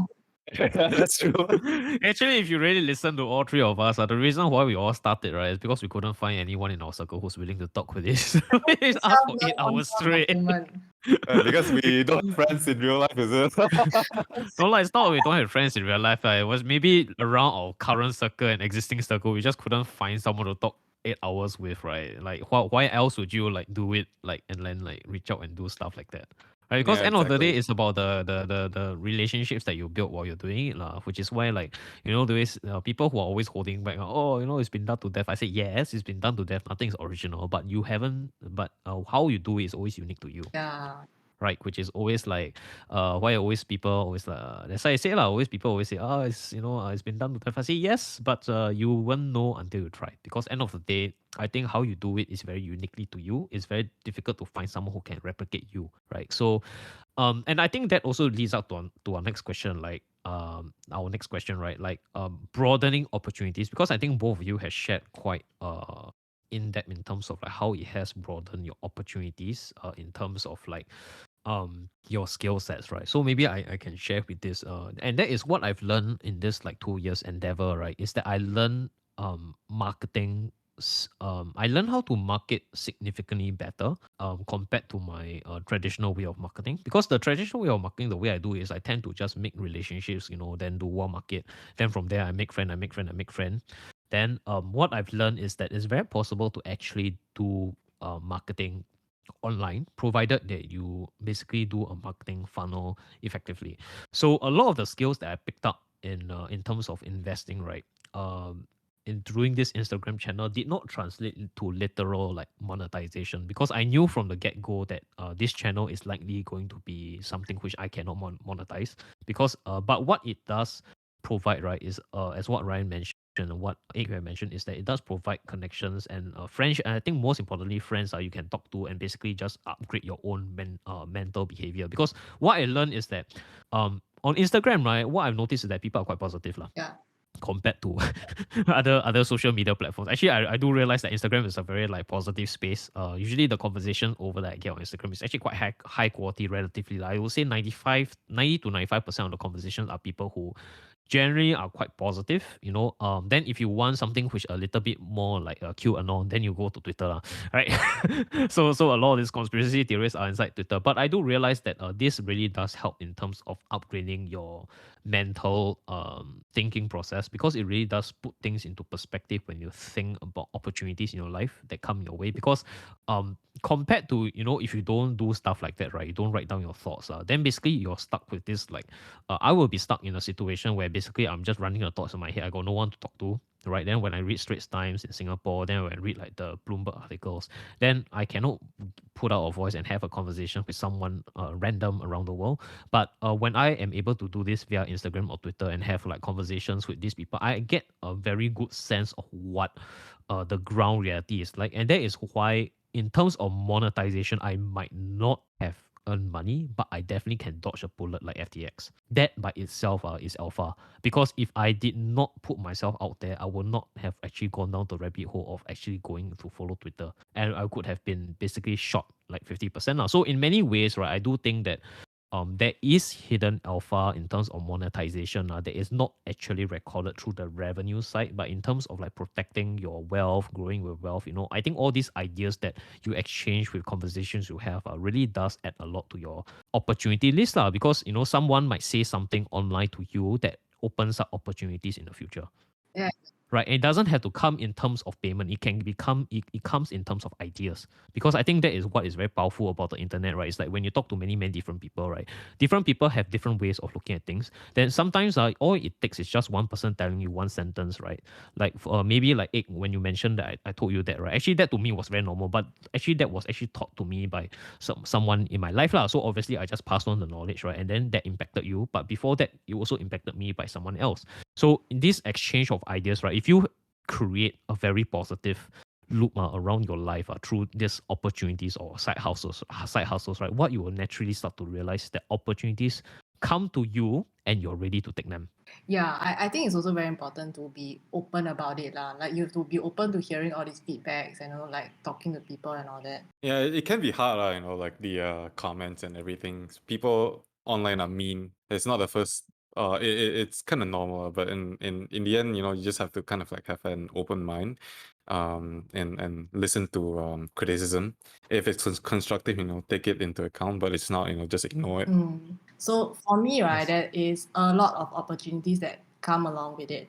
And like you say, no, they are not directly monetarily benefits or opportunities, but it has translated to collaborations, friends, and then like there's this thing going on Twitter that tell you like, oh, maybe at the end of it, like, if crypto crash and it amounts to nothing, friends were the real utility. Then I just LOL lah, because deep down inside me, I actually did make a few online friends, and then I know of friends who are able to get jobs at Twitter online and legit jobs, like full-time legit jobs. But yeah, so actually there is a lot of opportunities in this space. And for me, right, because not only I don't only just do that. So like because of interest and everything, we started to buy land in the central land, and then he started to build that. Actually he bought the land. So but then it also opened my eyes to like what kind of things that you can do there. Then he started to learn how to build, and then now he's like learning Blender to build this stuff, to integrate in our estate. And also like because of this estate, right, I have to reach out to people to, hey, you want to exhibit in my gallery? Like I damn big deal like that, but no, it's just like friends. And then after that, because these people, they like, okay, you can feature me, then because of that we are friends now. And then sometimes if they have lobang or like new opportunities or what, they will come and talk to me, they will like tell me about it lah, and it's quite cool.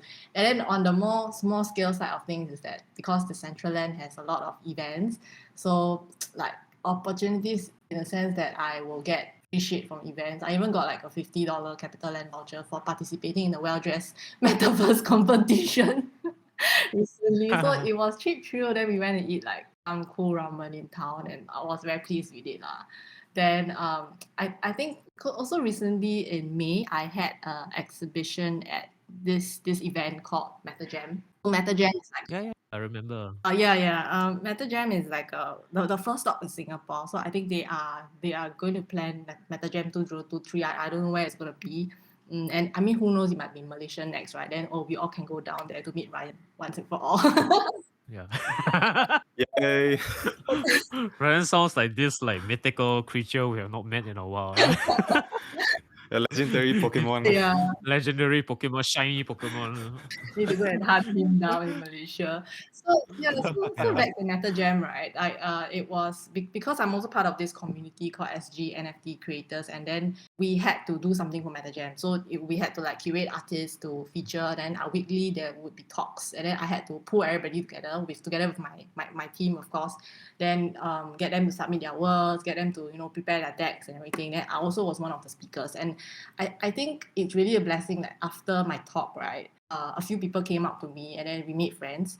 And after my talk, I think there were like 2 or 3 that translated into commissions. And one of them is the recent project that launched is the Sentosa NFT. So it was really fun lah. Like they just asked you like, hey, I saw your work in MetaJam. You want to do this generative art collection for Sentosa? I was like, oh, okay. Then okay lor, let's talk lor. Then from there, so that's what I mean. Upskilling really has broadened my opportunities, and this is just a start. And because of that, right, I have like a few other exhibitions coming up as well. So I think even though it is not directly, kaching, but it's just building your portfolio, building your Web3 persona one step at a time. And I must add, I must add, I did show your portfolio to my group of team, right? My business team, and they actually really like your art a lot. Oh, Just saying, because I realize that your art, right, is actually very, very family friendly. Yeah, it is. yeah, It It's is very cute. very, very family friendly. Therefore, it is very marketable. yeah, Because there are certain art, right, where it's very difficult for us to engage, right, because it's not family friendly. Then if you're a brand who needs to be very family friendly, right, then it's even harder to find people who are good at doing illustrations, right, that can touch many, many things. And I think your genre of art is something which is very appealing because it's very colorful. Number one is very colorful, and number two is very unique. And number three is I would say that it has very broad appeal, which is why I think that I think over time, right, I think it will probably do quite well lah, personally, because so far I've shown your work to most people, and I think most of the people who are inside like family friendly businesses, they do like your artwork. Oh, wow, that's so heartening to hear. Thank you. Yeah. So I think mostly, I think more importantly, I think I asked them, I say, actually, if are you willing to pay or not? Because that's always the determining factor, right? And I do think that, if the company is profitable, I don't think honestly it's very difficult for us to pay for you to commission work, actually. So that's something which you might want to take back now, because I do realize that while looking for people to design work, right, it's very difficult for me to actually find artists who do family friendly type of artwork. Because usually it's like like usually like in terms of creative, there's like this ongoing trend right now where the creatives are basically doing everything that looks like Apple, Yeah, that's true. right? So that's like basically like you go to any marketing agency, they basically just want to Apple everything. So it's very difficult to find people who can do this style of art, because I think that style of art is pretty much lost in like it's quite hard to find, I would say, that people can customize. So I think that is something which is very good that you're unique in this. So Actually, to add on to that, right, I just wanted to say that because I'm also aware of all this, because I work with brands and everything, so I'm aware that when you create a product, right, like character design really plays a very important role. And then, it's like simple gestures, simple expressions, or like poses and everything that speaks a lot. And then the next step, right, about scaling it, right, it's are you able to pull out the character? So you need like a fabric kind of base, and then from there you can do collaborations and build onto it. So that is like the commercial aspect of my brain, thinking of like how this can go on lah. And then also, the universe is so big, right? Then how do you link it to each other? How can you extract like this character and then form a story? So that is like all in the pipeline. It's like super raw, but I know that it's something that I enjoy to do, like creating this universe, creating stories, and making it very scalable. I don't know if that's the word, but for now I use the word. yeah, I think yeah, I agree with it, because when I look at your art, I realize it is actually very commercially, it can be commercialized. Yeah, It's not something that cannot be commercialized. When I look at it, the style does make me think that it can be commercialized. So I think your background in this really did speak out lah, because there's a lot of NFT art out there which I look at it, I know it cannot be commercialized. It cannot be mass produced. It cannot be on t-shirt. It cannot be on mugs. It cannot be on like a lot of things lah. So when I look at it, I say, oh, so actually that came from your experience in the space, right? yeah. And also my day job lah. It's also how you. Yeah, actually the whole thing about, there's this term that's like going around, it's called phygital. So it's basically like physical plus digital and together. So I think for me it's something that I'm exploring, because Web3, then you're just gonna market to the same people over and over again. Then how many of your t-shirts do they want to buy? How many of your art do they want to buy? You have to expand or onboard more people in a way that, so that's why like phygital is something for me to look at lah. Then so I mean later I can share more about what I'll be doing next also. Yeah, we definitely want to hear that. So, how about you, Ryan? Has upskilling broadened your opportunities? Yeah, like what we mentioned in the last question, right?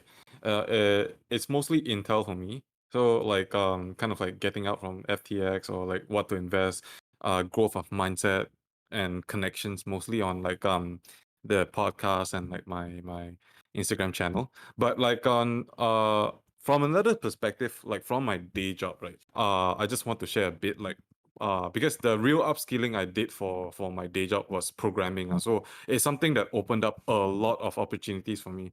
So I before that I was only like kind of like the guy who did like the calculations like your usual engineer you know. But then ever since I added like programming to the arsenal, so it opened up a lot of like different projects that I could be included in. So for example, kind of like decision making system, decision support systems, or like automation and many other things. So you know, and that kind of like led to monetary raise in huge jump in my salary, because like I went from like one category of like engineers that could only do calculation to one that could do the calculation and you know make the system happen. So yeah, that you know, when you upskill, you kind of like need to know exactly what you need a goal, I would say. Like what do you see yourself in, where you do see yourself in after you learn this particular skill? Does it help you solve a problem? Does it improve efficiency? So that's kind of like the things that went through my head when I decided to pick up programming myself. So yeah. So what I've learned from this chat, right, is that I think what's interesting, right, is that when I listen to your stories of upscaling, it kind of really does show that if you look out for opportunities where there is a void, you will be able to find skill sets that's pretty much required in a market space, right? Because like what it has mentioned is that she really learned a lot of skills in terms of like being very vocal about her art, and also she also learned a lot about the NFT space, and also learn how to build. I think one thing I realized that you are basically learning is that you are learning how to build a community, Yeah. right? And I think that itself is a very, very valuable and marketable skill set in the next 10 years, because I think like in the future of marketing, people need to know how to build communities.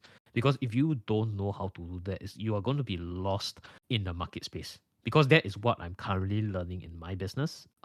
That is, if you don't have that skill set or learning how to build a community, right, then I think in the future your business is going to have a very hard time, right? And building communities means like also things on social media, having a connection with your customers. All these are pretty important in order for you to do a successful marketing campaign these days. Like I feel like it's not just a simple matter of now like throwing out flyers, then hoping and praying that it hits. Like you now need to basically like tell stories, and people need to like have a connection before they are able to like scale their spending on you.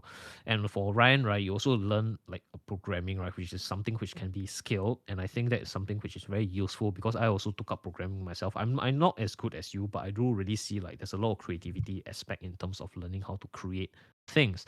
And actually it really does like showcase, right, that actually there are a lot of opportunities out there, provided that you're willing to like go for it lah. Which is why sometimes whenever like people always like reach out, right, then they do always ask questions like, oh, what can I do, what is it that I should be working on? I do realize, right, that it's actually not super rocket science to figure it out. It's just a question of you needing to sit down and writing down what is it that you enjoy doing, what is it that you think that you can enjoy doing, and then whether or not you can do it for hours on end. And I think one thing that I took away from Egg, right, is that you can sit down and draw like 4 hours and get lost in it, right? I cannot do that. That's why I didn't pursue art.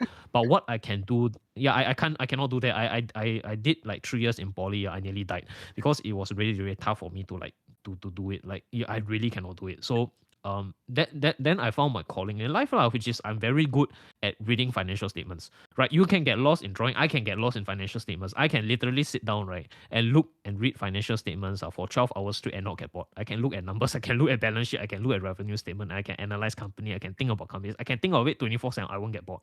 Right? But you ask me to look at real estate, I will get bored. So that's why I don't do it. Right? So I that agree. itself, right, that was actually like yeah, so that was kind of my side hustle when I first started my business, right? I would always because all these personal financial habits aside, I will basically do make sure that I save a lot of money. Then from there, I will just use that money to go and invest. And that is sort of in a way it's like my side hustle, because what I realized quickly, right, is that my side hustle started to earn more than my actual business over time, right? So I think that in a way it really does show that, like, in terms of broadening opportunities, right, I think if you're able to focus on a skill set which does allow you to scale without, like, the upfront cost is very high, like learning to program, learning to build communities, learning to invest, upfront cost is very, very high. But after you learn that, right, then I think what will happen is that in terms of return on your time, the returns are pretty much exponential, because the more you do it, the easier it Yeah, becomes, right? exactly. So yeah, so that actually like covers like our first half of this, like the things, and I think what kind of want to dive a little bit into the NFT space, and because in our, like, in this 1 year of running, right, 1 year of running this, we kind of saw like the NFT hype, then it crashed, right? For you, when you were doing your NFT project, right, do you feel that can you still remember, like, the Boomtown Charlie during the NFT days, like, the hype, do you still remember the hype during that time? Mm, yes. Well, actually, because what I'm doing is more of art, right? So, but I do have Yes. friends from the, I call it like the project-based kind of PFP projects, which is, like, how do I say? Example of a PFP, like Doodles or Cool Cats, that kind of thing, where there at that point of time when it was hype, right? You just launch any single. Okay, this one is not financial advice, or like not true. It's just something that I observed lah. You just launch any single kind of project, 888 or like 5,555 monkeys on the internet, and then it will most probably do well, as long as you have a Discord channel, you have people addressing concerns, what they call, like, they call them mods and all that, and then you have like communities to give off whitelisting, or like, to get people on board and all that. How they do that, I don't exactly know, because I'm not very very in touch with that. But basically every meme is more or less easy to flip and make money lah from those people lah. So, but right now in the bear market, right, it's very hard. People are more selective, more conservative with what they spend their ETH on. They want to know, like, who exactly is the founder, what is he doing, what exactly is the roadmap. Not say last time don't, but last time, because the degens have more courage to aid into things that they don't know about. As long as can flip, can already. So that is. Do you call that courage? Hey, but what I have to say, that I really, I don't know, like, we respect their.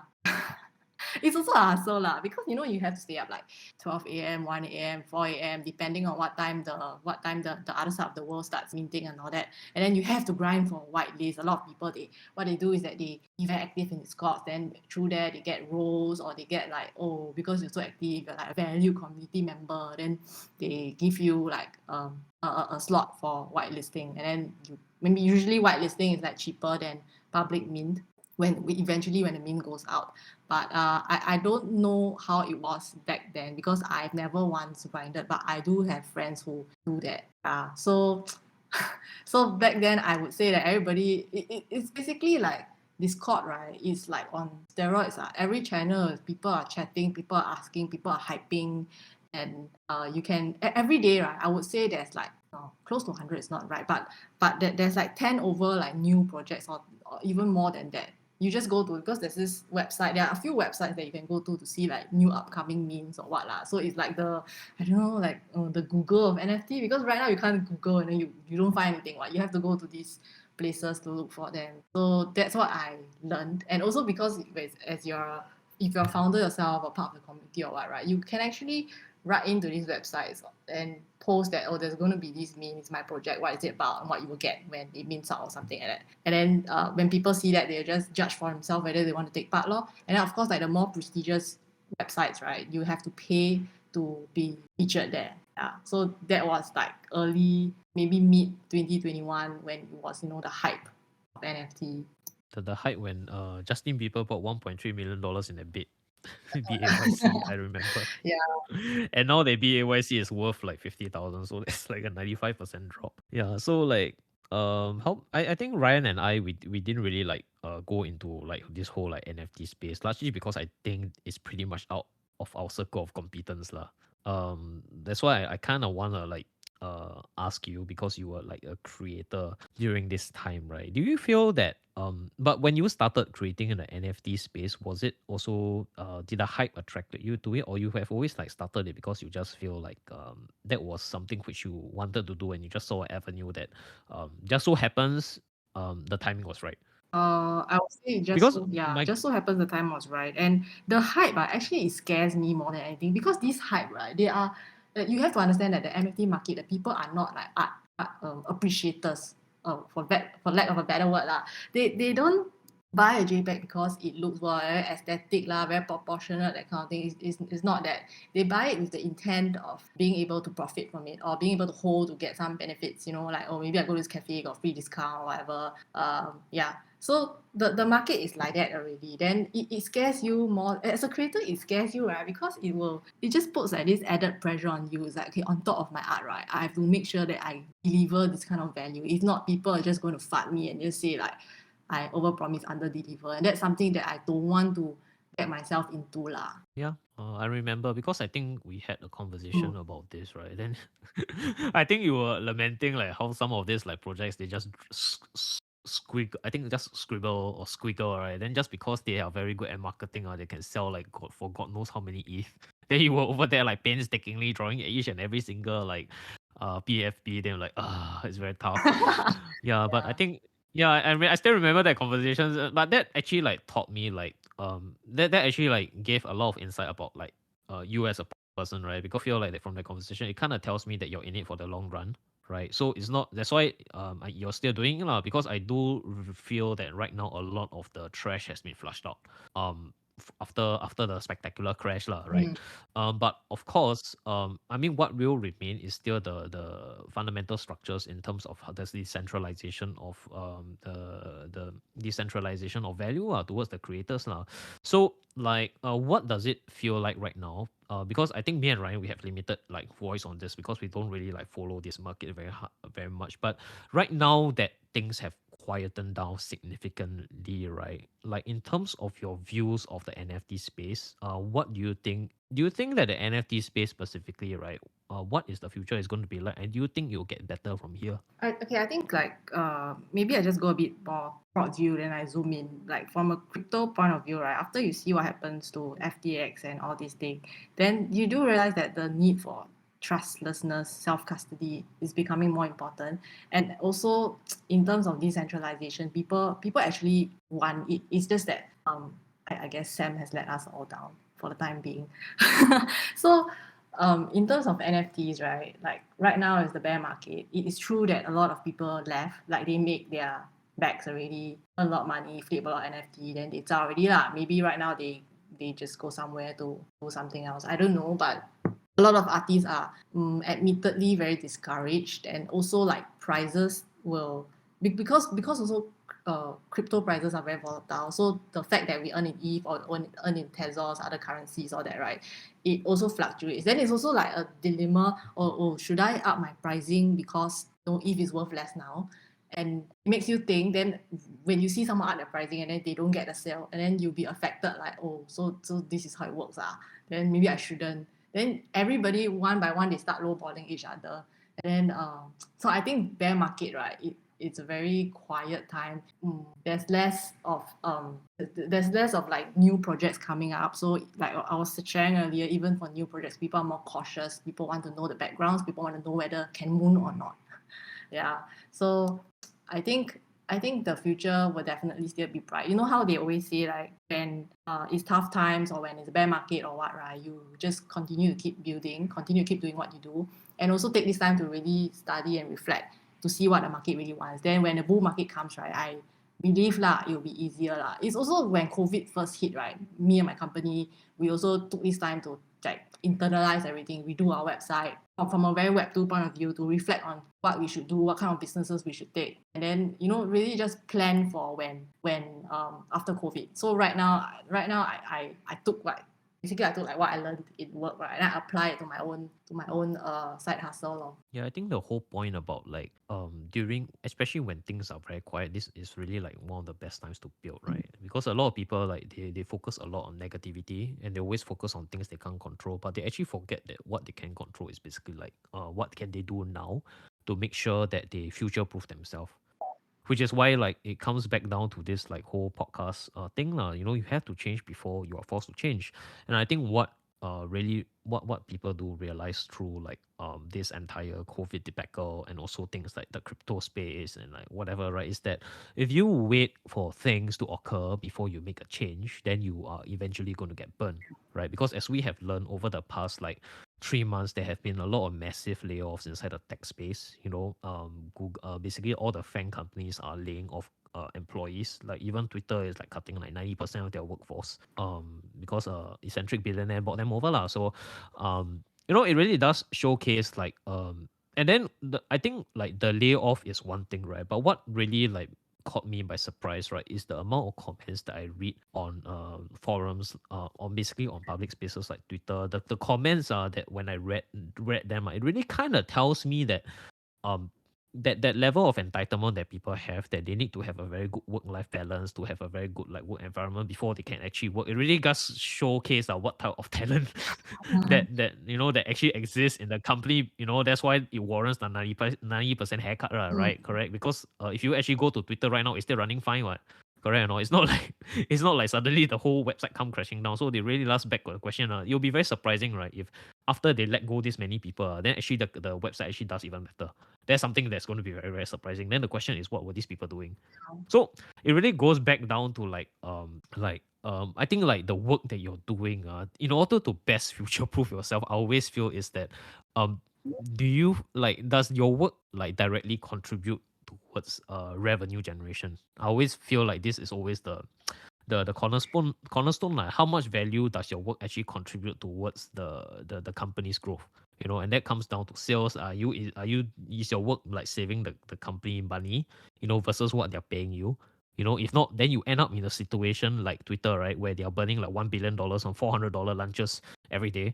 You know, because 90% of the workforce want to come to work, but they still can't cater lunch anyway. Then they burn like 400. Then if you go and do the numbers, then you realize they're spending $400 per lunch. That's like 1,600 that's like 1,600 ringgit for lunch, you know. That's like ridiculous amount of money for one meal lah. I say it's cheaper that you just give them food panda credit, right? Then they can go and order instead of catering lunch, right? So I mean, it really does goes to show like future proofing yourself is about a lot about thinking about what is it that people will need in the future, then positioning yourself for it to get ready for it to happen.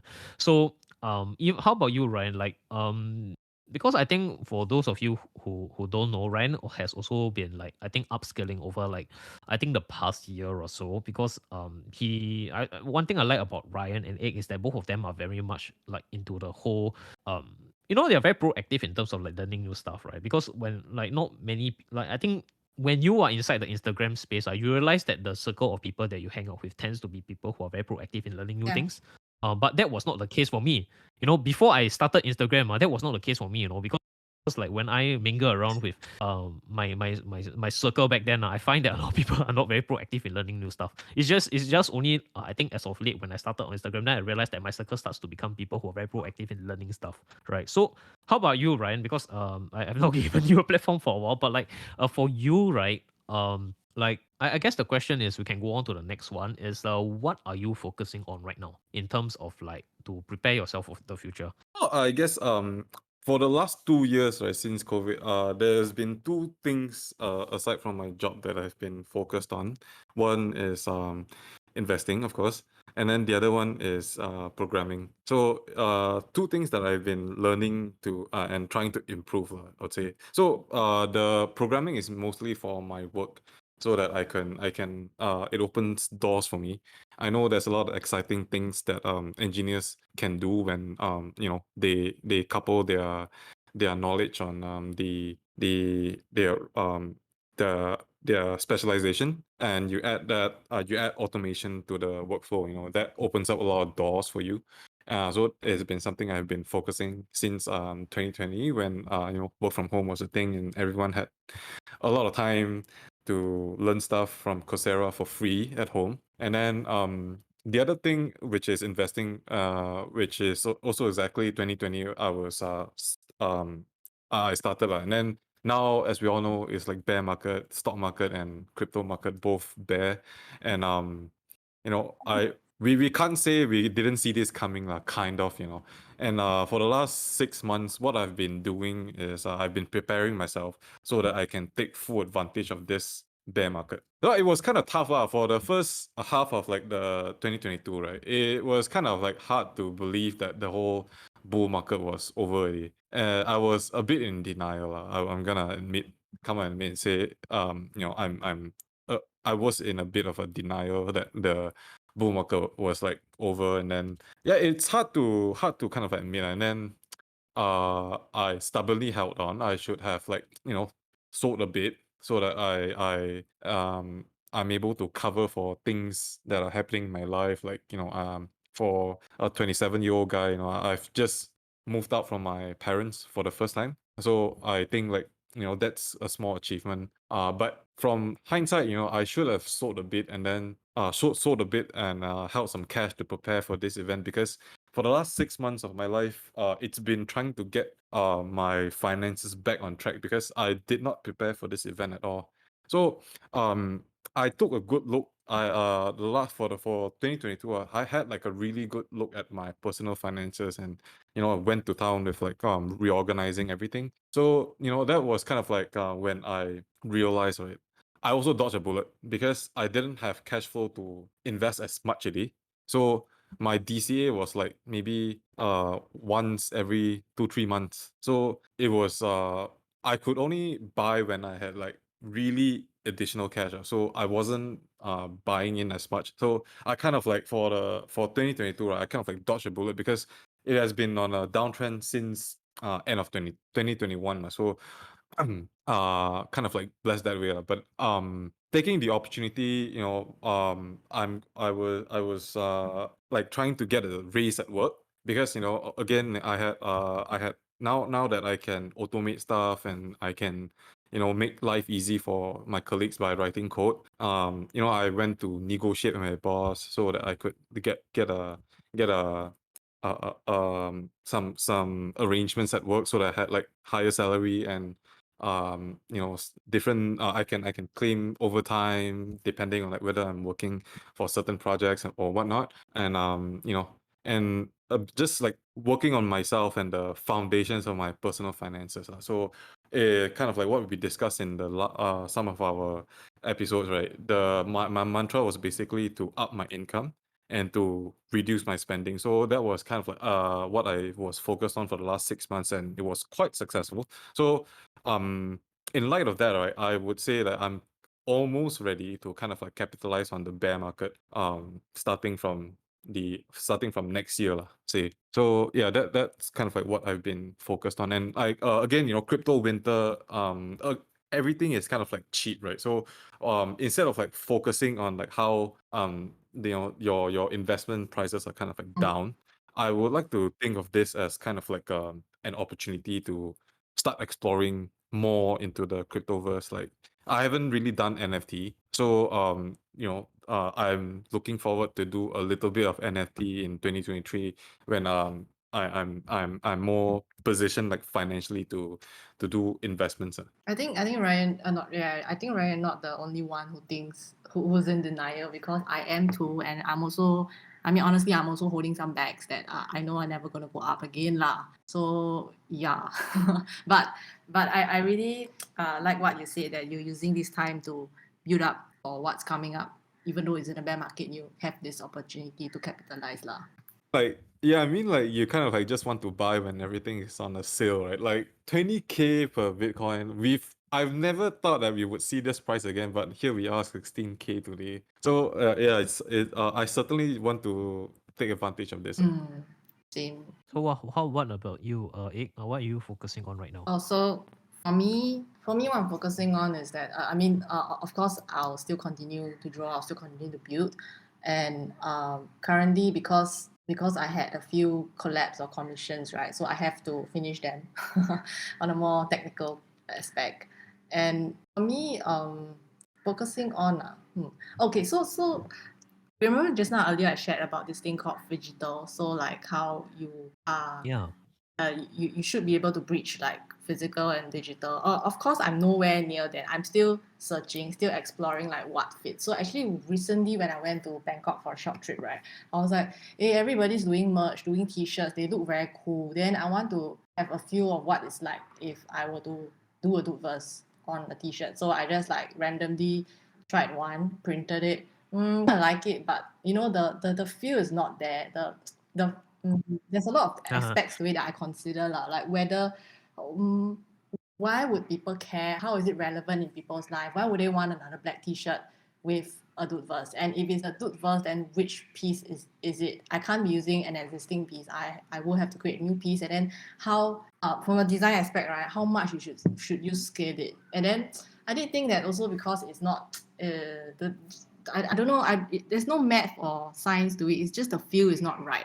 And I feel that because dude verse at its essence, right, it's always like a universe, a whole big plethora of like shebang or whatever that's happening inside, right? So I wanted to make it to, if I were to do a merge, I was thinking, okay, I want to like go boom bigger lah. So I think like I I'm the kind that, however, I'm a planner lah, so I have an Excel sheet of like things that I can do. Then I have references of what it could look like, and then I thought about okay the feasibility, finding vendors. So I started to source, started to think like what I could do. So I think one idea that really stuck with me was a rug. And then right now of all time, right, after SBF rug us and after 3AC rug everybody at one go, like I wanted to do a rug. So like, Rock fuck pool. it lah, just do lah. Then try also I had to design. Of course, my rug will not just be a simple rug. It's going to be like a GM rug. So in I mean in NFTs and in crypto, like they always say GM is just like when you wake up you say GM, or like every time of the day is GM, which is like good morning lah. And so yeah, I want to do a GM rug. So it's going to be like a miniature version of Dudeverse. That I was also aware because I did talk to the supplier before that, like how much can I squeeze in. Then I think like the sample came in, and I think total there's like 20 or 22 colors, so it's quite a feat lah. Even when the vendor got the art file, right, he's like, what that kind of like, okay, I'll try. Then yeah lor, so I'm venturing into merch right now, so this will be my first one. And you know, Dudeverse, a world you want to be able to step into it, so that will be my angle about how you can step on it, step into it, that kind of thing lah, like a rug. But no, I don't mean to rug you, but yeah. So literally you're stepping into the dude. Yeah, you can, and it's really soft. I really like it. Then, but I don't think it's very cat friendly lah. So for now, they just having a very good time scratching on it, but it's still in good condition. So what I'm gonna do next is like take some photos, and then next week I'll start to tease it a little bit, and then see how it goes though. Yeah, so that is on the physical side what I'm planning to do, and on the digital side, right? Because yeah, I'm very into this metaverse thing, and I think the launching pad is Decentraland now. So recently me and my husband has been on Decentraland attending like musical events lah, whatnot, collecting like freebies here and there. Sometimes they got like free clothes and all that, they can just get onto it. So I mean it's really fun, and I think like we are trying to build something in there, trying to add value. We don't know what yet. It's like a pet project. You just see where it goes. So that in that aspect, the digital one, and I think somehow we can link the physical and the digital together, maybe launch something out of it, or you know, just showcase something, feature something. Yeah, that's what I'm doing. You kind of, I think when listening to both of you, it kind of really tells me like the crypto space, despite all this like rug pulls and all these like FTX crashes, I don't think it's going to go away anytime soon. In fact, I think it's going to flourish as time passes, because every single time when something like this happens, right, it always comes back stronger. Yeah, and also like Right. industries and different people projects, right? They find new ways to do things. Like last time, because during the bull market, everybody could mint something and flip something. Not because Yeah. flipping is bad or anything, but because there's a lot of these projects are ported. It means that like let's say I'm a whale or something, or like I'm a person who knows how to code, and then maybe I will just be able to mint a lot and then flip a lot and then like, you know, floor the entire thing, and then people be like, why like crash or whatever. Okay, I don't know the specifics of how this works exactly, but what I know is that because of this, right, people want to curate communities. So there's this thing called KYC meta, for projects. Then usually these projects are very hyped. They have funding. They want to do a game, and it's like legit. They have proof. They have teasers. They have like it's like a company. You know what I mean? They run it like it's going to launch. They're going to launch like the best product in the whole world, and then you are only allowed into these projects if you have an invite code. So KYC mala, they call it. A lot of projects are run on this right now. And then the invite code, right, you cannot get into the project. It's just an invite code for you to apply for the project. And then when you go into the website, right, you connect your wallet, right, there's a whole long list of 10 over questions of why do you deserve to hold the project in different ways. They ask you to introduce yourself, tell you what's your age, what kind of value you can bring, So I've like tried to submit to a lot of this kind of KYC projects, and we don't know how it's going to go. Like a few, very little of them have started minting it because it's still like a new trend, right? So what I'm trying to say is that when shit hits the fan, right, it's just very human nature. It's just a very natural thing for people to pivot and find new ways to drum it up again lah. Yeah, that's why I find it also very exciting about crypto space and the NFT space. Like people are actively finding solutions for problems that arise one at a time. And that's what I Yeah. really appreciate about like crypto in general, because like it to me it's kind of like proof of concept that it will not die, like, because like you got like stuff like this, shit hits the fan, FTX goes down, and then what, God knows what's gonna come next, right? But then Bitcoin is still here. It's still here, and people are still working on projects, finding new ways to implement all this. And if anything, right, I would say like just trying to be positive, like all this crypto crash, crypto winter, in a way it's good because it flushes away all the noise and nonsense from the market. Because like let's say like art, right? Like, I truly appreciate like artists like you, where you're trying to tell a story, and then you think about like the commercial aspect, where there's like future projects going on. So it's not just like after I buy a picture of a monkey and then that's it. Yeah, I think the thing about NFT space is that artists are no longer just artists. They are forced to pivot to add value in some way or the other. And like it's very, I mean, very honestly, one person doing marketing plus art is very tiring. But to me, I just cannot stop thinking about it. You wake up every day, you're just very excited to get to it. So I think like that's a very positive change. And so back to the question, the future is kind of bright lah, in my opinion. There's a lot of value that can be dreamed of. And I'm just one artist. There are probably tens of thousands of artists who are also thinking the same way, trying to add value, trying to be more creative with how they sell their work or what they do online. So yeah, very exciting. and then I also want to add, right, that during bull market, right, there's a lot of these rugs and a lot of like scammers. They are hard at work. They actually like are paid people to scam you, to make an effort, to be creative in the way they talk to you. And I was very shocked that, no, actually I'm not very shocked, but like, oh, okay, boom, bear market, maybe there'll be less of these scammers. But no, they are even more creative right now. They're gonna tell you so many different kind of stunts, even get your trust, right? Then ask you to open this link, then from there they rug you, like drain your wallet until cannot drain. Then if they are like hard at work during the bear market, right, all the more we need to up our game, right? I mean, that's just my train of thought, as to like how I keep myself going. These motherfuckers, they don't stop. We cannot stop. Wait, you mean like all these scams, it's still happening despite the state of the market? Yeah, it's every day I get like 2 to 5 of these. Of course, I'm not like super popular 10K followers, but I'm sure if you are Will or 10K followers, you get even more of these ones. It's crazy one. One day if I can, I show you my DMs. All the things that come in, you just very creative. First tell you the mother died, then after that tell you I'm a university student. Then tell you that I'm building a new game.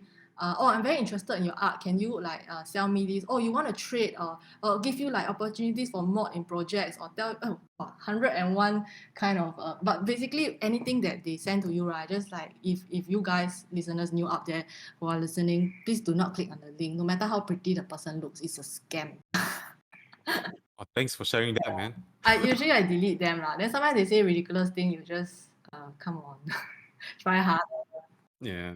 But despite all this, right, I see this NFT, like it's a proof of concept for to kind of like a bridge for artists to get paid in some sense. Like let's say like for you, right, when you do just throwing out a few questions. When you sell the NFT and people resell it, do you get a royalty out of Yeah, that? so for OpenSea, you can set your own royalty if you like, oh, I want to get 2%, I want to get 5%. And I think the max is 10. Then that's fine. Then for projects also, they have royalties because how projects work for PFPs, right?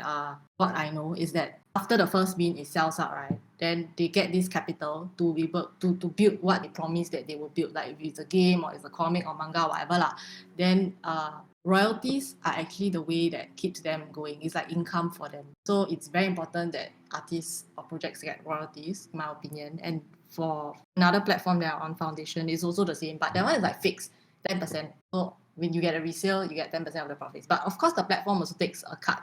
So I don't know, 加减减 is like there's some deduction. You don't get, it's not like super glorious amount, but it's just the way they work, lor. And I mean, platforms have to make money also, so I understand now. But it's But still I better think it's than the good. prior, right? It's still better than the prior Yes. system, right? Yeah. Because the prior system, you guys were basically just doing stuff for free and putting it on Instagram for free. Yeah, then people read. Worse than scam. Yeah, then people rate. Yeah, so You know, I like think it's Instagram is such a bad way to monetize stuff. Like whoever makes money from Instagram, nobody. can lah. You start rich, lor. You start rich, then you end up with a small fortune. You can make money in Instagram, but you must start as a very rich person, then you become a slightly richer person. Slightly, not so rich That's person. rich. Yeah, so you start with a big fortune, then you end up with a small fortune. That's how you make a small fortune on Instagram. Oh my god. I should. I mean, put it this way. Instagram is very good to nurture audiences, provided you already have a platform and product to sell. So like I give an example. You know how much like these content creators on OnlyFans make? Oh no. Yeah, up to Please share. millions. I won't be You know, surprised. you know how much they make or not? Like the OnlyFans, like the creators there, compared to like traditional like porn, like call them traditional porn the porn industry. A person in OnlyFans are the top creators, right? 1 week they can earn up to 7-digit figure in US Ooh. dollar in 1 week. Wow, and here I am trying They're to earning rub about one what so hard to design one. So like so that's the amount that they're earning compared to back then, right? If you're talking about the porn industry, right? I think a poor girl, I mean like sibei jialat lah, kena abused to death. I think he'll be lucky if 1 year she can break 250K. Wow. Yeah, it's Terrible, really it's horrible, like the amount, and then actually they go back penniless because they have to spend a lot on upkeep. So like basically this is like to me when I look at it, so the internet has basically just gone back to the original use of the internet lah, which is like 60% porn. So I mean like it's a bit of an irony, right? But then it really does showcase how much money is out there provided you can build an audience, because I mean it really does showcase like the money, the way that the money incentive systems are changing, provided that you kind of like position yourself correctly, right? So and I think that really goes on to the next question because it's like a lot of people, right, they always this whole point about upskilling is something which people want to do, but sometimes we always ask like how do we do it, because that's the execution part is the question, right? So maybe all of you can share, both of you can share like how do you do it. Maybe for Ig, would you like to share like what avenues or resources did you use to actually help you speed up your learning curve in terms of learning how to create a community? Wow. For me, right, I use okay. So when I first started, I was on Instagram, and I realized that yeah, we were getting lots of followers and everything, but there is like, oh, I like your photo, and then I talk to you like, oh, that's nice, shake hand, and then that's about it. But then after that, because Instagram, then I'm added to like a lot of chat groups in Instagram where they are all artists. So every time we have a new launch or a new drop, we try to support each other. Like you can share your post, and then people will like and share and everything. That's how you get the word around. And then after that, like people grow up, people find new ways to like discover new things, and then we are like, okay, I think the whole gang is in Twitter. Twitter is the place to be. Then that's how like I decided that okay, I need to to upskill even more and try to like open Twitter. So that's how, and that's how I got like really, really into it. On Twitter, you find new things, new people, new communities, and also you every day, right? I'm stuck online like at least 2 hours of surfing and learning what people are doing. So when I like a particular artist or a person or what, right, I will look at I know I like some stalker lah, but I will look at his sales, I look at how he speaks, and then if I like what he says or if I find that this particular tweet will add value to me, I will bookmark it, or I will, just like have a mental note of what possible ways that you can do for your own self. But of course, make it your own copy lah, because people will know outright that you copy.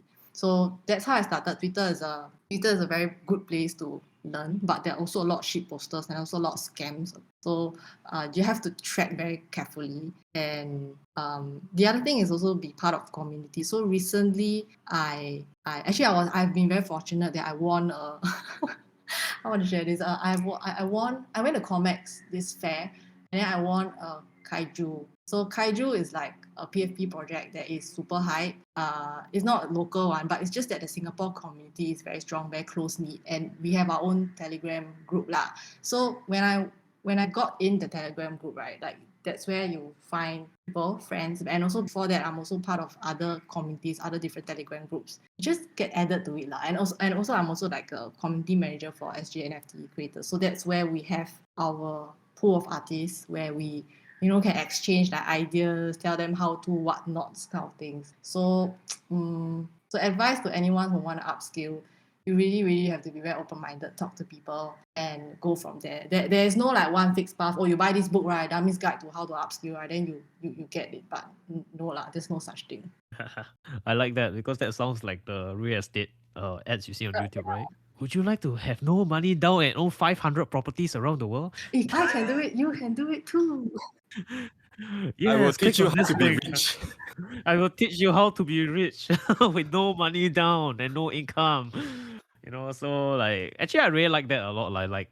It really goes back to like relationships and like how you best like make friends, right? Essentially, like I think end of the day, um your relationships with people around you does kind of influence like your life, I feel. So is I guess like apart from upscaling, right? I guess it's also important people also network effectively, right? Because I think that's a skill set that many people like neglect. Because there's no, in my opinion, there's no point being the best artist, best engineer, best programmer in the world if you cannot network, right? Almost every Yeah, single that's true. successful person, I've ever met, they might be super introverted, right? But they know how to network effectively. Right, they know people in their space. If you're very good at what you do, right, you generally are quite known inside your small circle of community. Yeah, that's what I kind of learn when I meet like people who are successful in their field, is that they know how to network within their And field. So and also to add on, right, when you have your own community, then you are not one person shouting and talking about your art. There's this, I mean, in Web2 we call it UGC, user generated content, where people start to tweet about it, talk about it. They just vouch for you, lor. So it's a very, like when you say community driven, right, this is some of the things that you should aim to be lah. Of course, don't get cancelled lah. yeah, and it's also not overnight, Yeah, right? not overnight, It's not an definitely. overnight. Like, yeah, it definitely takes a lot of like sometimes in the middle of the night you're wondering why are you doing this. Yeah lah. I think all of us content creators, we do. Yeah, we definitely go through that lah, I'm pretty sure. Like how about you, Ryan? Like I mean, how would you advise anyone who wants to like start programming? Where should they start, and resources you can share? Yeah, I mean, like for programming, right? For me, I had like a very clear vision of what I wanted to achieve, lah. So it was a small and menial task. It's basically just data format conversion, but it's kind of like a pain to do it using software because I have to open two different softwares to do it at that point in time. So I found certain aspects in my like workflow to be very painful, and I wanted to change that. So that's where I kind of like sat down and say, okay, look, I have this problem, and they are going and I knew that working with like GIS and like hydraulic modeling, so there's going to be a lot of like things that will require certain data science related skills. and also programming skills. So from there, I picked up a language, which the most popular one is Mm. Python.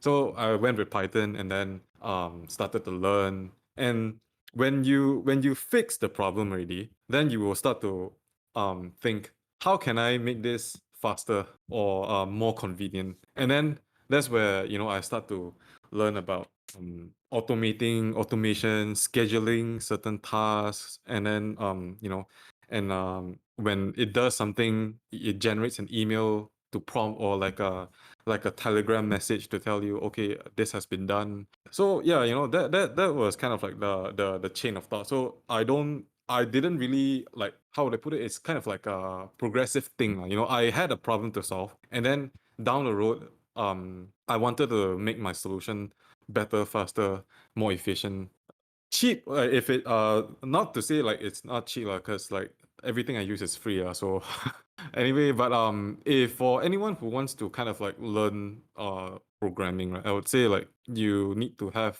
a problem you need to solve. Not necessarily, but like some people can go to school to learn programming, but I find it much more efficient when you have a problem to solve. Because like I also took the route where I tried to learn certain programming languages without an end goal. So and let's just say I didn't really get quite to it lah. And then it didn't really happen until I wanted to fix something in my day job. But again, like now, like right now, right, I'm interested in like NFTs, and all this, and trying to take advantage of the bear market. I'm trying to learn solidity as well, so that I have like a clear picture on like how all these things are done. And then when time comes, maybe like I can collab with someone, and then we can start our own line of NFT. So that's kind of like what I'm thinking for the future, when I'm thinking about like programming in crypto together. So yeah, kind of like have to have a goal in It's mind. very exciting. I It like how is, it both of is. you mentioned it, man. Like I think I like how both of you mentioned the end of the day it goes back to your goals. Like I find that if you have a very clear goal of what you want to do, in terms of like, at least like for the next, like, don't have to be 10 maybe 10 is a bit too long, maybe at least Yeah, in a 1, 2 or 5 years time horizon, right? Then you naturally will start to realize that if you don't even need to search hard lah, just go to Google, right? Then you just like key in like if you kind of feel like you want to like switch careers, right? Then a good place to go would be places like Glassdoor. A lot of this information is publicly available, where you can at least get a rough idea monetarily, how are they compensated, what are the best companies to work for. Then it's not even very difficult for you to reach out to people who are already working in a company, on LinkedIn, right? Or even on Twitter. You can even like have a conversation with the CEO of a certain exchange, right? Like for me, sometimes when I comment on things on Twitter, right, I actually commented on a tweet on the CEO of Mm. Kraken, and then he actually like kind of like my tweet. So I kind of knows that the barriers to entry in like communicating with like CEOs of even very big companies is so much easier right now that you can actually just reply to a tweet. Actually, they gave you like 3 seconds of the time, right, to actually like communicate with you. So I think the world has now kind of shifted and pivoted to an era, right, where I think if you are actively putting yourself out there, actively searching how to upskill and actively learning, I would say the key thing is that you need to actively, progressively, always, every day, right, try to get better at something. Eventually over time, all these compounded effects makes you into a very valuable person, right? Because my mantra in life is that if I go too many days where I feel like I'm not progressing somewhere in my life, I kind of feel like I'm stuck. Then I won't be happy lah. Because my observation is that people who generally always look for new things to learn, generally they're quite happy people because they know they're progressing. So that's what I kind of notice in my career and my business lah, right? High functioning people who are always very like driven. The reason why they're that is because every day they are disciplined enough to get better every day, and it might not necessarily be in your own job. It might be in some other area that starts out as a hobby. Then that hobby slowly turns into opportunity, right? And then the difficult part is to basically just keep on track to do it progressively every day, because that's the tough part lah. So I hope that this first half of the episode does help like put things into perspective in terms of like crypto upskilling, and then also we have like success stories from both Ig and Ryan themselves, because both of them have successfully upskilled themselves to open up doors and opportunities in terms of monetarily, in terms of relationships, to actually like give you motivate some of our listeners out there to actually like take some action on themselves lah. Because what I've learned listening to both of them, right, is that it is never too late to start, right? It's not the case whereby whatever you learn in school, right, actually determines like what you're going to do in the future. You can always successfully pivot and change your future depending on what you do today and what you intend to do. It's just a question of whether or not you want to do it. And I think the thing that really what Kat says, right? Sorry, what Egg says very successfully is to don't talk so much, start building. Build and don't talk. Because I feel that is a very key um mantra that successful people actually do. Is that every day when they wake up, they always ask, what can I do right now to make things better, rather than wait for instruction. So if you have that type of like proactiveness to start getting better, then I think over time, not everybody can be super successful by 30, but I would say that given yourself enough time, given enough patience, most people should be able to succeed in life in their own objective, because everybody has the same amount of time, right? So hopefully that has been helpful, and we should actually go to the next Q&A because it's going to hit 3 hours soon. So basically this Q&A was submitted over the course of 1 week, and I think there are certain good questions which we have that we will try to address. The first question is by a follower, and is, do I skate to where the park is even though it's not my natural advantage, or do I find my own natural advantage? So I guess this is just a question of like you can see that this business is going to like grow big in the next 5 years, right? But then you kind of have a sense that this is not your natural advantage, and the question is, can you go to somewhere else that is towards your natural advantage? Correct. So I think maybe I can ask Ryan this. How do you feel about this question? I think we did cover this in our careers episode lah. But like, let's say for me, I'm an engineer that has like really nothing to do with crypto. But I'm also still going to crypto because like I think like in any industry, right, there will be a position where in the whole chain, there's going to be a position where it suits your skill sets, and you just have to look hard enough. Because like, not I won't say like, maybe like as an engineer you can't draw like me. I can't draw, so I cannot do NFT. But like, what I can do is I can learn how to do Solidity, which is like the programming side of things, and then I work with an artist. So it's not whether like natural advantage or not. It's just whether you can kind of like find a position where it plays to your advantage. So I believe in any industry, you can find a position that will play to your strengths. Yeah, this one I agree. Especially almost every single industry have pretty much the same value chain, right? The same production pipeline chain. Yeah. Like what X you were mentioning about how like your work, right? You're able to apply the production pipeline you learn from work into your own NFT project. Yeah. Yeah. So like okay, maybe we can go to the next one. Maybe for X, would you like to talk about like whether or not you have prioritized any skill sets when you decided to upskill? Oh, okay. So when we talk about design, my day job, right?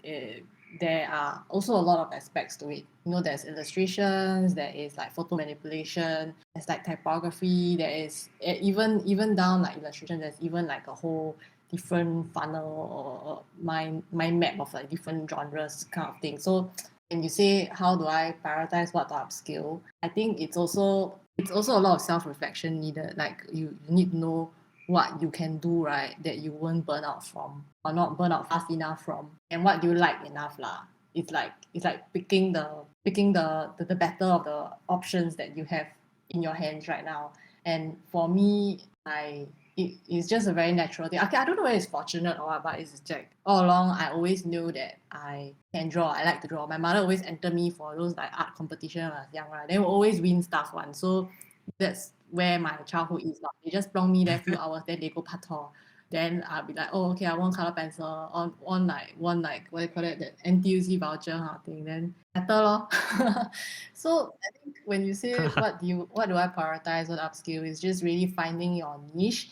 It is not very natural for people to find it at first time. So actually, I also want to add on to the first point about the first question previously, is that no one really gets it right the first time, and it's okay. Just gotta keep finding. And then the other thing is that you have to like it enough to want to continue it lah. This brings back memories of why I pivoted away from design, because I think when I went inside design, right, it really just wasn't my natural advantage. Not to say that I didn't enjoy it. I really enjoyed my 3 years over there, and it definitely does help because my design background allowed me to use software like Canva, software like Premiere Pro. Then I can actually like do up the entire production pipeline, because my final year project for my diploma was basically to create a 4-minute animation short, right? So I went from pre-production to full blown like 4-minute production animation like short lah. So I know how to create from scratch an entire short film.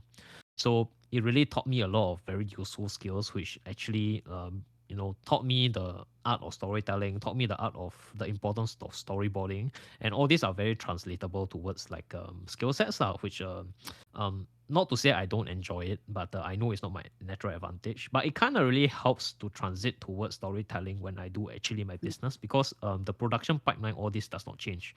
Right. So when I prioritize like upscaling, right, generally what I like to look for are things that the market is requiring right now. Like usually when I look at the market, right, let's say for example the market requires a solution to a particular problem, like, or when a client looks for does usually what I like to do is like instead of building from scratch a product, right, I usually like to wait for the problem to come. I go and look at solve for problems, because I think that to me is very cost efficient, right? So instead of like creating a solution that nobody wants, I go and actively look up for problems first, then create a solution for that problem, because that actually lowers my cost of like getting the production out lah. Well, that's like waiting for the opportunity to knock on your doorstep, so to speak, right? No, but you can kind of look for the opportunities. So I don't exactly wait for opportunities. I kind of actively go out and look for problems. Like I always like observe. I'll meet up people. Then usually I'll always ask lah. I say what is one issue that you have that you wish can be solved? Because the world has infinite problems, right? We will never run out of problems for the world to solve.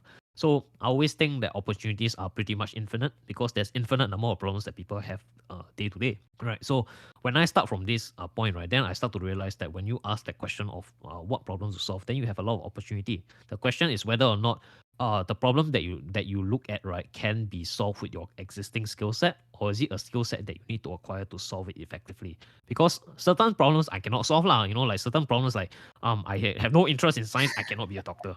Right, obviously I can't. Right, it's not like I'm going to like suddenly overnight, even I put in the effort, I'm not going to be a doctor, because my experience in design taught me I need to put in 5 times as much effort to match someone like you, Ig, because you naturally love to do that. So for me to match your level of like execution, I need to put in 5 times the effort. Right, so obviously it's not my natural advantage lah. So instead I know that my natural advantage is numbers, so I can spend like 8 hours on something and then get it, and then some other person might look at it, right, and then they spend like 3 days on it, then it's going to be very tough for them. So that's why I learned to prioritize lah. I look for problems, ask them what is the problem they have, and then see whether or not I can solve it. Yeah, so that's what I typically do when I'm trying to upskill. Instead of creating the solution, from the get-go, I like to go and do a little bit of digging to see whether or not it's something that's actually required. Yeah, so in that aspect, it kind of saves me a lot of time and money and effort lah. But obviously, what I have in my natural advantage is that because I am self-employed, right, I meet a lot of people from many, many different types of career path and walks of life.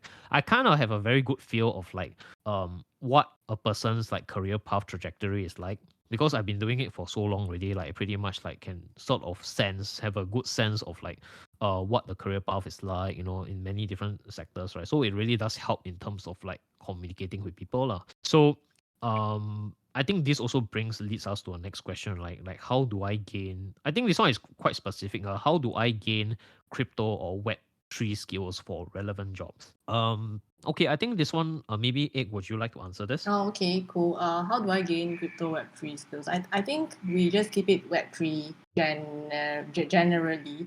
So for me, it's Okay. like art, right? So you're an artist, you can create content, and for some people, if you, I mean, like there are also opportunities for writers because projects they need content, they need people to write, and sometimes like projects they have like this thing called lore. So there's like a story plot to it and so on and so forth. Then there's also there's a space for you to get in lah. Then also like when from marketing point of view, if you're in marketing, there are also opportunities for doing marketing. Yeah, not really like marketing, but it's more like project mods and community managers where actively try to follow through with what was communications wise and then what was promised on the roadmap, and you communicate this to people lah. So it's not really just only art, but there are all these other soft skills aspects that you can utilize. If you have that skill, you can utilize it in Web3. And also, crypto side, I'm not really very attuned with, but I know there's like the roles, like you have to talk to investor, that kind, talk to VCs. Then there are, let's say you work in a exchange or something, not exchange, but like an NFT platform, or you doing an ICO coin. I don't really know how how to speak for that on that aspect lah. But I mean, generally Web3s, there are really really different roles that you can pick up. Oh yes, yes, and since you're a writer, right, you can also create content. Like can write articles and get paid, summaries. So actually, very funny. Ryan, you also do like summaries of what you learned and all that, right? So a lot of people in the NFT scenes, they not a lot, but a handful of them I know they do that. They study about a project, then they churn out summaries into a tweet, a page, or it could just be a thread on Twitter, and people actually follow these people because they got valuable insights that they want to learn lah. Or like wow, so many so many pages to read through the white paper or whatever, or like there's so many different channels that you go to get all your alpha, right? But this guy just summarizes it into one PDF or like one page with graphics, and you go to him and you read about it, like, oh okay, then maybe that's worth investing. You can the reader can listen for himself lah. So yeah, it's something maybe might be up your alley if you're interested. Yeah, I'm definitely interested in doing that. It's kind of like a bit like influencer kind of stuff, right? So you kind of like look through what's on the project. Like maybe even for stock market, it's kind of the same thing where they do a review of the company and then they think whether it's like worth investing or not, that kind of stuff, right? Yeah, but it's like bites, right? I must say It's Twitter. cool. Yeah, I must say, yeah, I would say that that belongs to a space.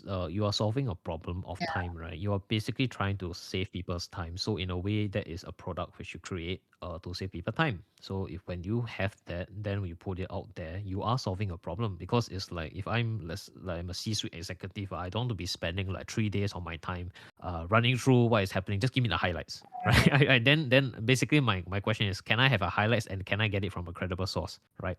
And the beautiful thing about Twitter is that if you basically just follow a few, like pretty much you already like vetted your own Twitter follow list, right? And this follower list, right, if they retweet an unknown account, you pretty much know that it has already been vetted through by the people that you follow.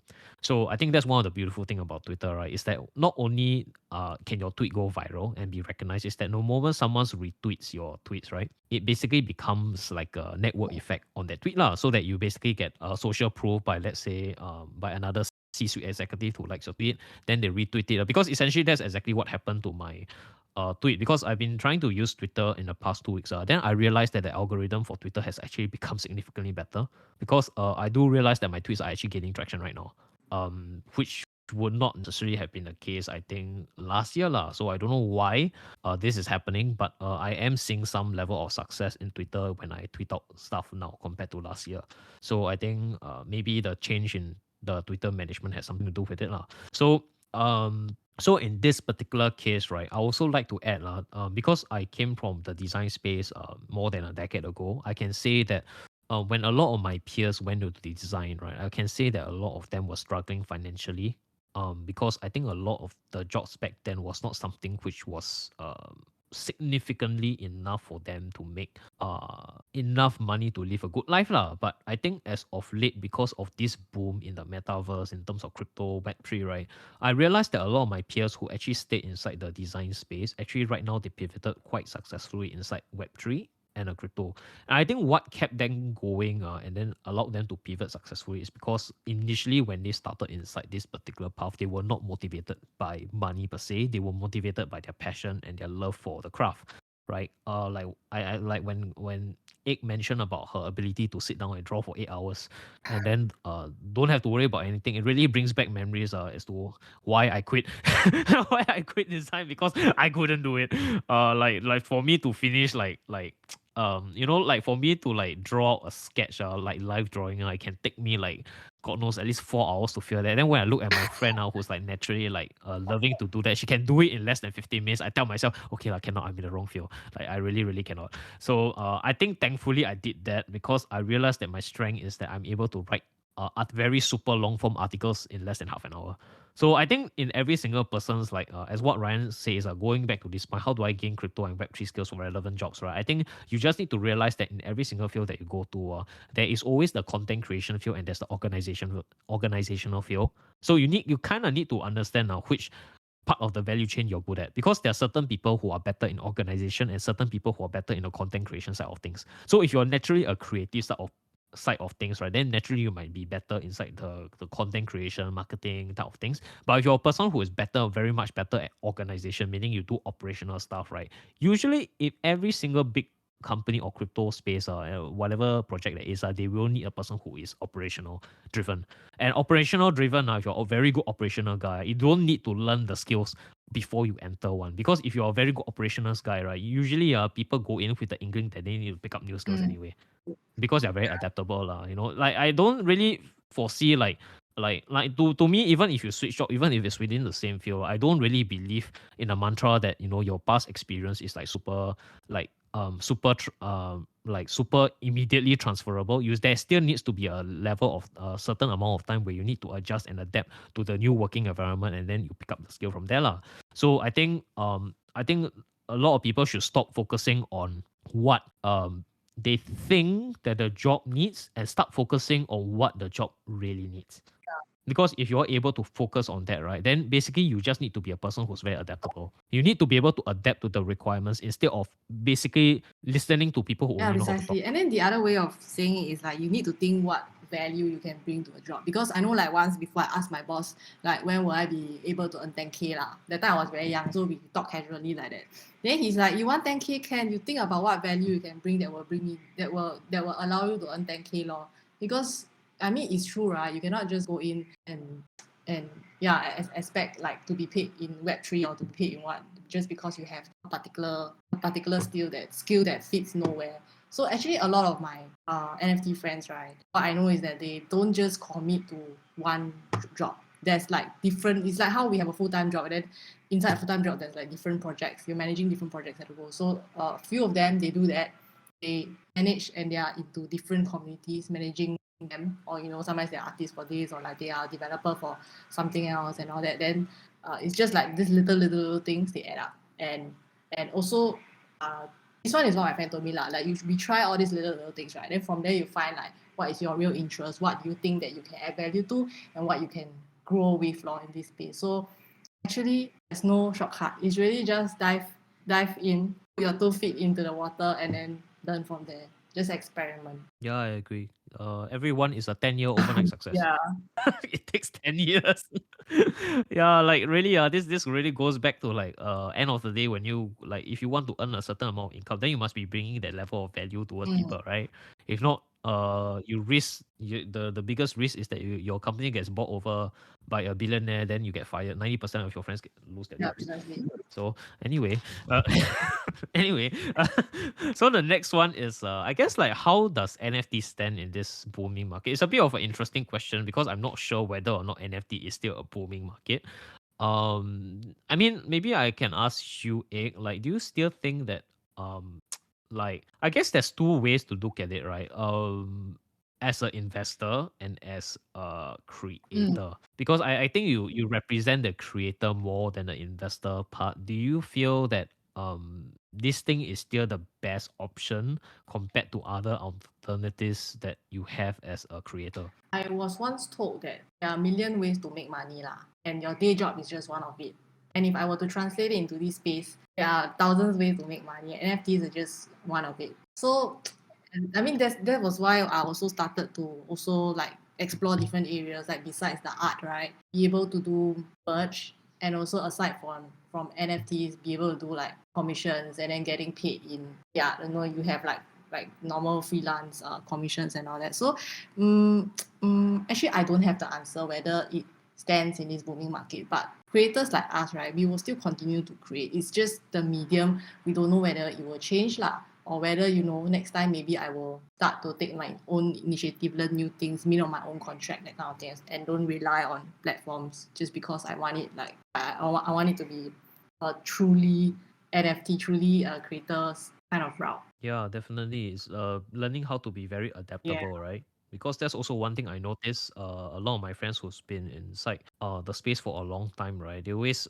sometimes I do meet up with them, then I ask them, so what has changed? They say, Aaron, the fundamental skills of design and animation and whatnot that has not changed. The only thing that has changed is the medium. So color theory, things like the fundamental skills, your eye for design, all this really does not change. Your eye for typography, your sense of good design, and then like translation to commercial use, all this really does not go away. Because I do realize that looking at some of the artworks of and the portfolios of my peers, right, back then, right, over the years, they have definitely matured a lot and gotten a lot better in terms of their taste, their design sense. It really does like improve a lot. I mean, like we set aside like the drawings are, but definitely there's a lot of improvement because they spend so much time like refining it over and over again lah.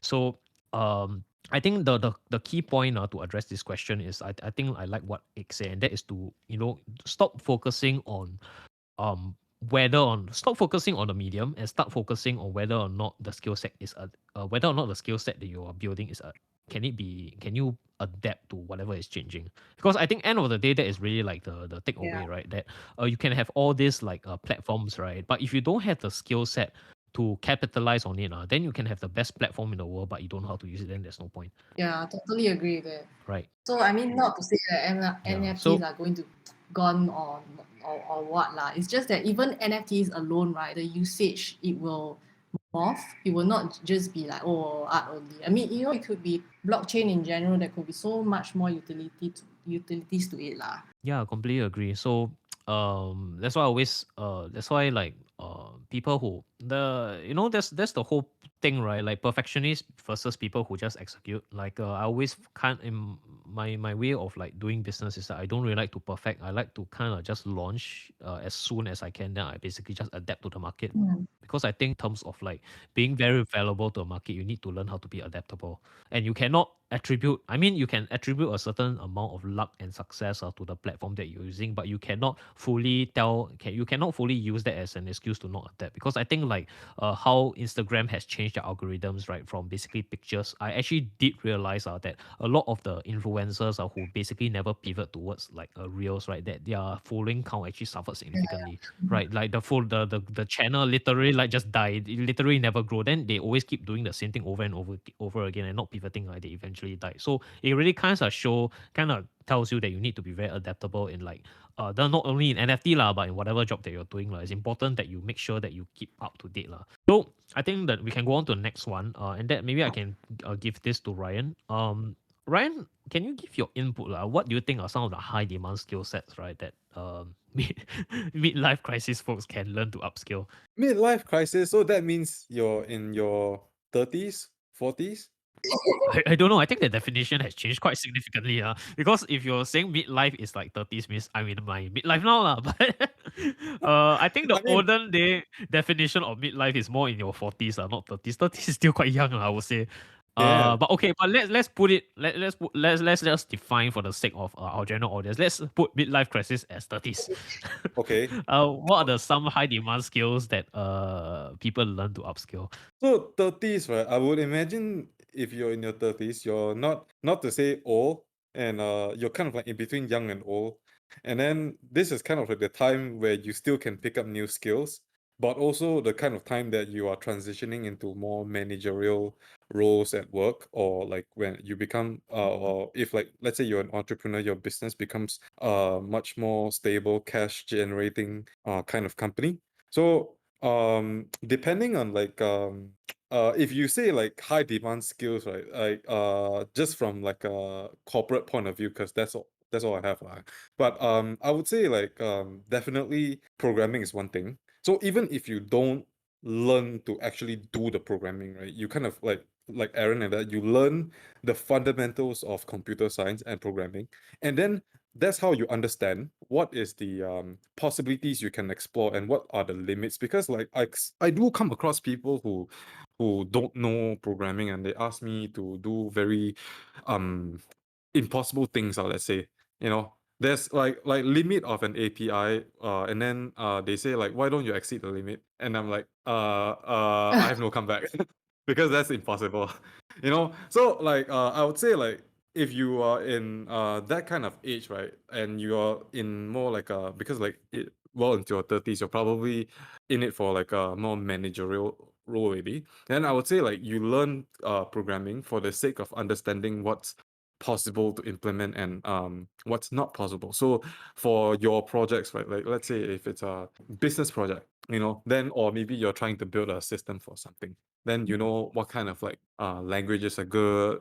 Then you can tell a team, okay, let's do this, we'll use that, and then we'll hire people who can fill certain roles. So as a manager, you know, knowing how to um you don't need to know programming, but knowing computer science and programming, just the fundamentals of it, right? It opens up um let's just say it will make you a better manager because you know exactly what to do. Because you don't need to do the specifics like writing the program and everything. You can just you will know who to hire and what kind of person to hire. So yeah, that's kind of like I would say it's high demand in that sense. And of course, you know, selling and managing business development kind of project management kind of skills are always in demand. How about you, Egg? Oh, okay. Sorry about it. I think actually I agree with what Ryan said mostly. The this whole aspect about being able to market and then project management, this aspect, right, is very it is very underrated, I would say. Because me personally myself, I didn't realize how important it was until you have to do it. And then when okay, for me, right, there's no other better person to do it than yourself because you know your product very well. And also I will say like, oh, I'm a startup, I'm a new person, right?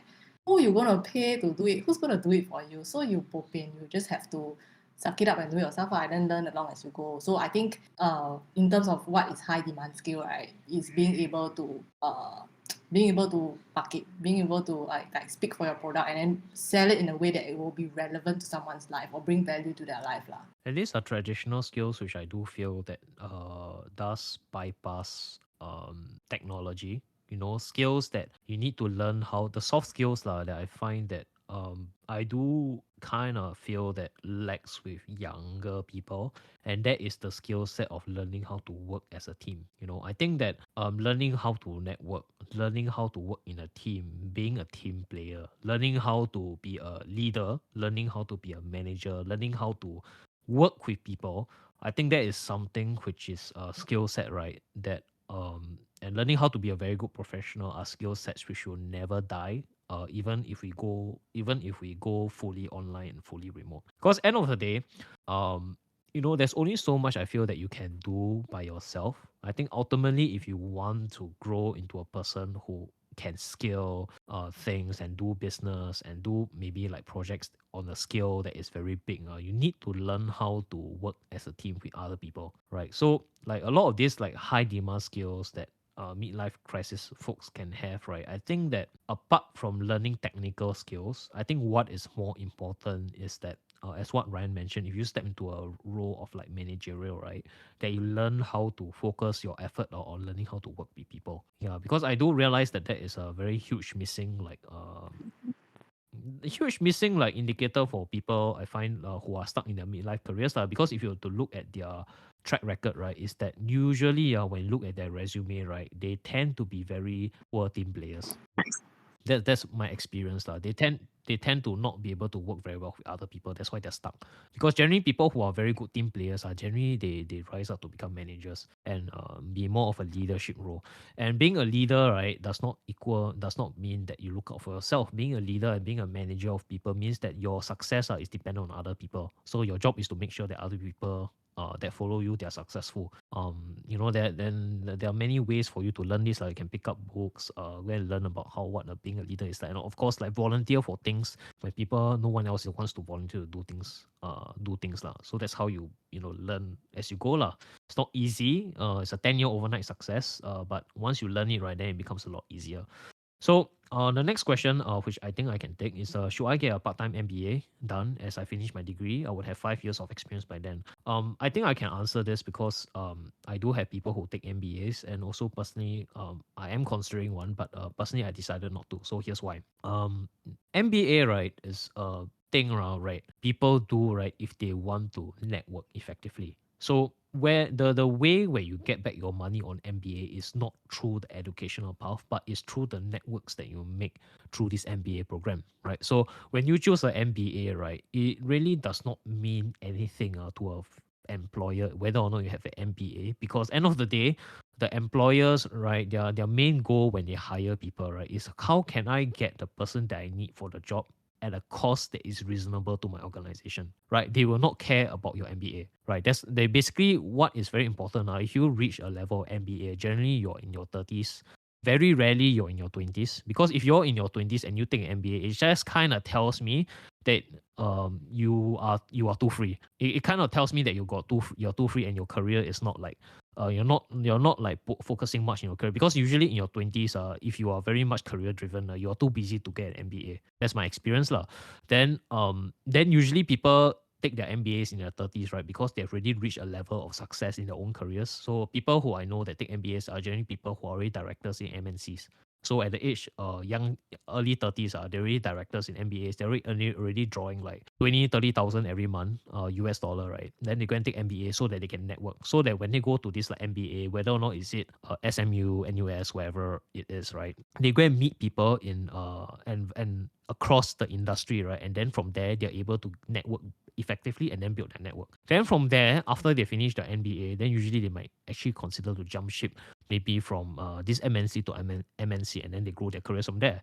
So the very good thing about the MBAs is that you generally meet very successful people in their own right who has that level of success in either their career and has that ability financially to take a break from their work for 1 or 2 years to go and study further, right? Because it's okay to invest in that if you have very good networking skill. But if you don't, if like let's say my take is, right, instead of using the MBA, right, to basically give you the reason that you should be earning 5-digit, right?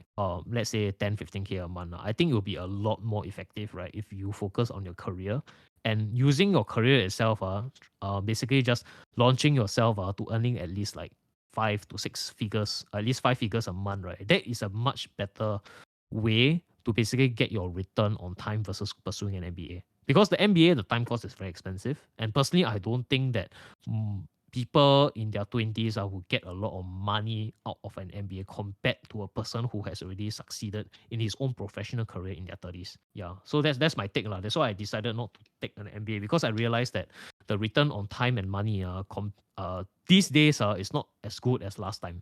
Last time it makes sense because you don't have a lot of social media, so it's just a pre-filtered list where they basically just filter, make sure that your career is good, you're earning good enough money, then they'll let you in. But right now I find that I'm finding out increasingly that over the years, you don't really need an MBA to network effectively. You're able to easily like network with people online. If you just need to know 1 or 2 people inside the community, then actually it's quite easy for you to make Yeah, friends. but I think if you want to Yeah. like do well, okay, if you want to do well in the NFT realm, then definitely like MBA is not part of it. You just need to join a community and buy a kaiju. Haha.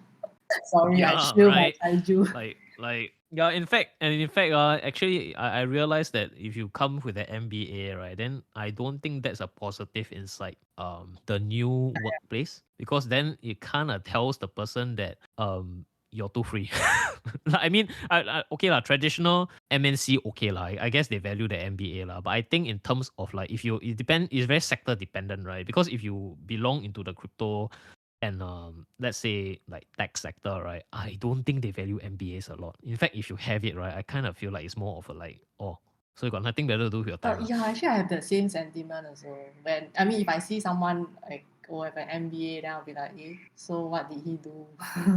Or like, Yeah. and I think that Yeah, it's more of a but I negative think thing, also right? generally crypto and NFTs, they all run like startup. So it's really you have to have this keen sense of like I want to do it, I want to get it done. I need to think about how better I can do it. The kind of mentality more than certifications lah in tech sector not tech, but in crypto and NFTs. I mean, MBA can be good if you're in business development, but then or like marketing for business strategy kind of like line of work lah. But like for more technical focus skills where the skill counts are like let's say um um marketing, like art, engineering, tech, even like say doctor, right? You need to know your trade more than you can sell stuff, so or manage people. So it really depends on which line of work you are in. Yeah, I think it's very sector dependent. My experience is, I think that time frame, right, and that era, right, when you have an MBA, it becomes very like, wow, that wow is no longer relevant anymore. It is a very old era type of like certification, I feel. Like I think end of the day, today in this time, right? If let's say if you are inside, let's say you talk about I talk about two common jobs. Let's say you're inside sales, right? I think it is a lot more impressive, right? If you come to me without an MBA and tell me that your AUM, your assets under management, is more than 50 mil. It is a lot more impressive if you come to me like that versus you tell me you have an MBA and your assets under management is less than 1 mil. Because the first one speaks a lot more than your second one, because I don't need a person with an MBA. I need a person who can bring money to me. That's a lot more impressive, right? Because that tells me about a person's capability a far more than MBA. All right. So I give you a second one. All right. I don't need, if let's say I'm going to hire a programmer, right? I don't need a programmer with MBA. I need a programmer with a kick-ass GitHub portfolio. Right? Because if you have an MBA, but then you have not executed in terms of GitHub, then to me, you have just wasted your money, wasted my time. I will just pass you by. I don't care, right? So I think end of the day, right? Whatever field that you're in, right? I would say only get it if it aids you. But I think end of the day, what's more important is to focus on your own portfolio. I think the portfolio is more important, like your reputation in the industry, your portfolio in the industry. Like even like you also have to understand even like all these very successful entrepreneurs they don't really like put a lot of emphasis into certifications. It's important in certain sectors lah, but I would say like as you start to age, right, certification becomes less and less relevant, and what's becoming more relevant is your portfolio and your what you call that your portfolio and your reputation in the industry. Especially if your industry is a very small one, then your reputation is going to be quite well known. So I think you need to be very careful about that. Yeah, I totally agree with that. Yeah. So okay, let's go on to the next one. Okay, I guess this one, Ryan, you can answer. And actually, I also want to hear like, maybe I also want to hear from Egg, right?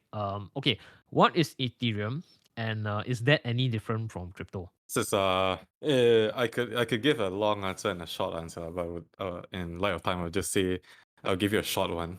So, Ethereum in my mind, right, is kind of like a blockchain which is programmable. So you imagine Bitcoin, but it's programmable. So it opens up a lot of like different opportunities. Aside from being a store of value. So like let's say NFTs and all that, it's all running on Ethereum. The stable coins also running on the Ethereum network. You're able to mint like things like smart contracts and all that.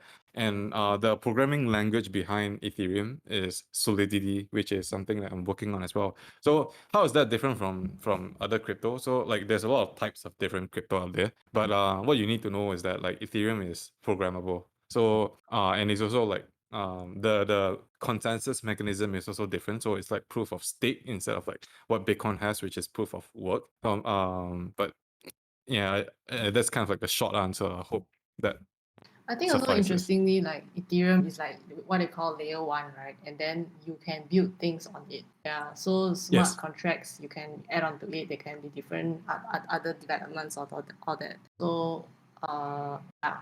And then like let's say you have like Polygon, which is like layer Mhm. 2, right?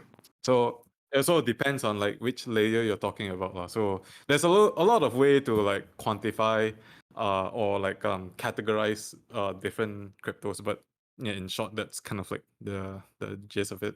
The way I would like to explain Ethereum is very simple. It's just an alternative payment network for people who don't want to use just Bitcoin, right? Because like the question is why Ethereum instead of Bitcoin? Very simple, because as what Ryan has mentioned and what Ig has demonstrated very well with her project is that it's a lot easier to build on applications on Ethereum compared to Bitcoin, right? Because it's very difficult for a person to build applications of top of Bitcoin because it is a completed project, right? Bitcoin has already been completed since launch, whereas Ethereum is a never-ending, evolving blockchain, because every single year there's always like upgrades, there's forks, I mean, Ethereum is not without its flaws. There's definitely flaws if you could dive deep enough into it. But I think like if you want to learn more, me and Ryan has done like a episode on crypto. Or I think it's episode 3, right? Where basically our main thesis of Ethereum is very simple. It's the app store of crypto. Simple Yes. as that. Is I think that's the easiest way you can put it. It's like, you just imagine the Apple Store, App Store, but then basically the one that runs the App Store is Ethereum. Because if you see a lot of these like projects, right, not just NFT projects, but a lot of these DeFi projects, a lot of them run on the Ethereum layer because the Ethereum layer is a lot easier to build on applications on top of Ethereum compared to Bitcoin, because of the way that it is designed. And in fact, it's actually to add on to the testament of how fast Ethereum is, right? Is that I give you an example during the FTX craze. If I had not swapped my Bitcoin into Ethereum and withdraw, I would not have I would not have been able to exit. So I mean that kind of tells you and proves to you in terms of the testament towards the liquidity in terms of Ethereum, and that is Ethereum is far more liquid than Bitcoin. Should like the shit hits the fan, right? Because I think that by itself, not to say that Bitcoin is not liquid, it's liquid provided that the exchange has Yeah. it. Yeah. Okay, it is liquid provided the exchange has it, and sometimes and that experience taught me sometimes the exchange don't have it is because they cannot speculate on it because there's no application that you can build on top of Bitcoin. That's why they no choice, they convert everything to Ethereum because everything is built there, right? So they have liquidity over there. Yeah, so that kind of tells me that like in terms of liquidity, Ethereum at least is better than Bitcoin, but I think there's like pros and cons to it, okay. So I think I'll just go on to the last question for today and we'll wrap it up. And that is only 2 words. I don't know if this is a troll, but when are we expected to moon again from this shitstorm? Oh, If I had a crystal ball, I could tell you, but where sadly, to I buy don't the know. crystal ball? Then I tell you when moon. Well, I mean, like, yeah, this is all. I think just to be clear, this is all speculation. Not gonna put a time frame, but then, I would say I would spend I wouldn't spend the whole next year, 2023, dreaming about it. Also, like what Elon Musk said, it's going to be Yeah. a long winter. What do you guys think? I don't have an answer to this question, but I don't know, man. I mean, in terms of NFT, I think like a lot of projects are taking a backseat. Actually, right now, right, like 2 or 3 projects that I'm whitelisted into, they say like, oh, we're gonna hold off mint, we're gonna postpone the date. And when these things happen, you just like, huh? Confidence like shattered, that kind of thing. Hey, why the project is it gonna rock? Like, why they change their mind and all that. So I think when moon for NFTs are going to be, it's still going to be a long winter, definitely, because recently all this chain of events, right, like Luna sparked off AC, and then after that now there's the FTX and all that, right? It's going to be, what do you call that? Like, it's going to be a whole domino effect, lah. Like the song, it keeps ringing in my head these days, like ring around rosy, pocket for roses, and then like they all fall down. So it's just gonna, capitulate into something else. So we don't know, and because NFTs like they are not layer one, yeah. So it will get affected lah, and if not, it will get affected even worse. Very bleak, so no moon for now. My take is that I'm always forever mooning lah, so I don't really care. Because I never ever allow the situation to determine my outcome ever. Like I started work right out of 2010, 2 years after the Lehman Brothers crash. Then this is not my first like uh, rodeo in terms of recession now, right? So it's not like it's the first time that I'm looking at a 70-80% drawdown. Every single time when this type of thing happen, it's actually the best time to buy, but everybody all humpty. Yeah. And my take is that if you are dependent on the thing to moon to determine your success, then I think maybe you are in the wrong spot and in the wrong position, because I think in terms of like mooning and all this like wealth like growth, this should not be the primary purpose when you are living your life. It is a nice bonus, but fundamentally I think as most individuals, your main source of safety should come from your day job and your income or your business, right? That should always be priority number one. You need to have a very strong plan to make money, right? Then after you have your first plan done, then once you have very good financial habits, right? Then plan two is how do you best grow your money over a prolonged period. So usually certain things like this are when there's like drawdown, all this actually is actually a Yeah. very good time to buy. I mean, you look at Warren Buffett lah. He just purchased a shit ton of Taiwan semiconducting TSMC. He bought a shit ton of it. I think just announced it like last week only. Five So I billion, I mean, think. yeah, it's a huge position. He basically sold off his Chinese electric car company, and then he basically just used it to buy the TSMC when nobody wants to buy it. Yeah. Right when basically Nvidia crashed more than 50%. So I think end of the day, right, I think most people are always forever on the process of mooning lah. It's just that during the entire process of mooning, right, there'll be times where basically there'll be huge drawdowns. So the question is, are you going to let the drawdown determine whether or not you are successful at this point of time, or are you going to see it as an opportunity and start to take advantage of it? Because there's two ways to do it, right? So for me, is that I definitely want to take advantage of it, because now that this shit has hit the fan, right? I'm looking at this as an opportunity for me to basically build, because things are cheaper, talent is cheaper, and then there's a lot of problems that people are going to face for me to see it as an opportunity lah. So I don't necessarily like. I mean, morning is nice, right? Like it's nice to see your wealth go up lah. But I have never ever like used that as a reason as to why I should like stop working. I think end of the day, I think for people who have been very actively working and people who are doers, right? I think if you try and retire, I think I give you like 1 month. I think most of you will give up, because if you have never tried it, right? I think you just need to spend like 1 month trying to retire. I think you guys will go crazy lah. You cannot sit if you're the type of person now who cannot sit still and do nothing on, right? I think you will go crazy. Like it's not a very fun way to live life. Eventually, you need to find something to do to basically like keep you keep you in motion. If not, then I think life is going to be very boring. So obviously, I cannot answer when moon.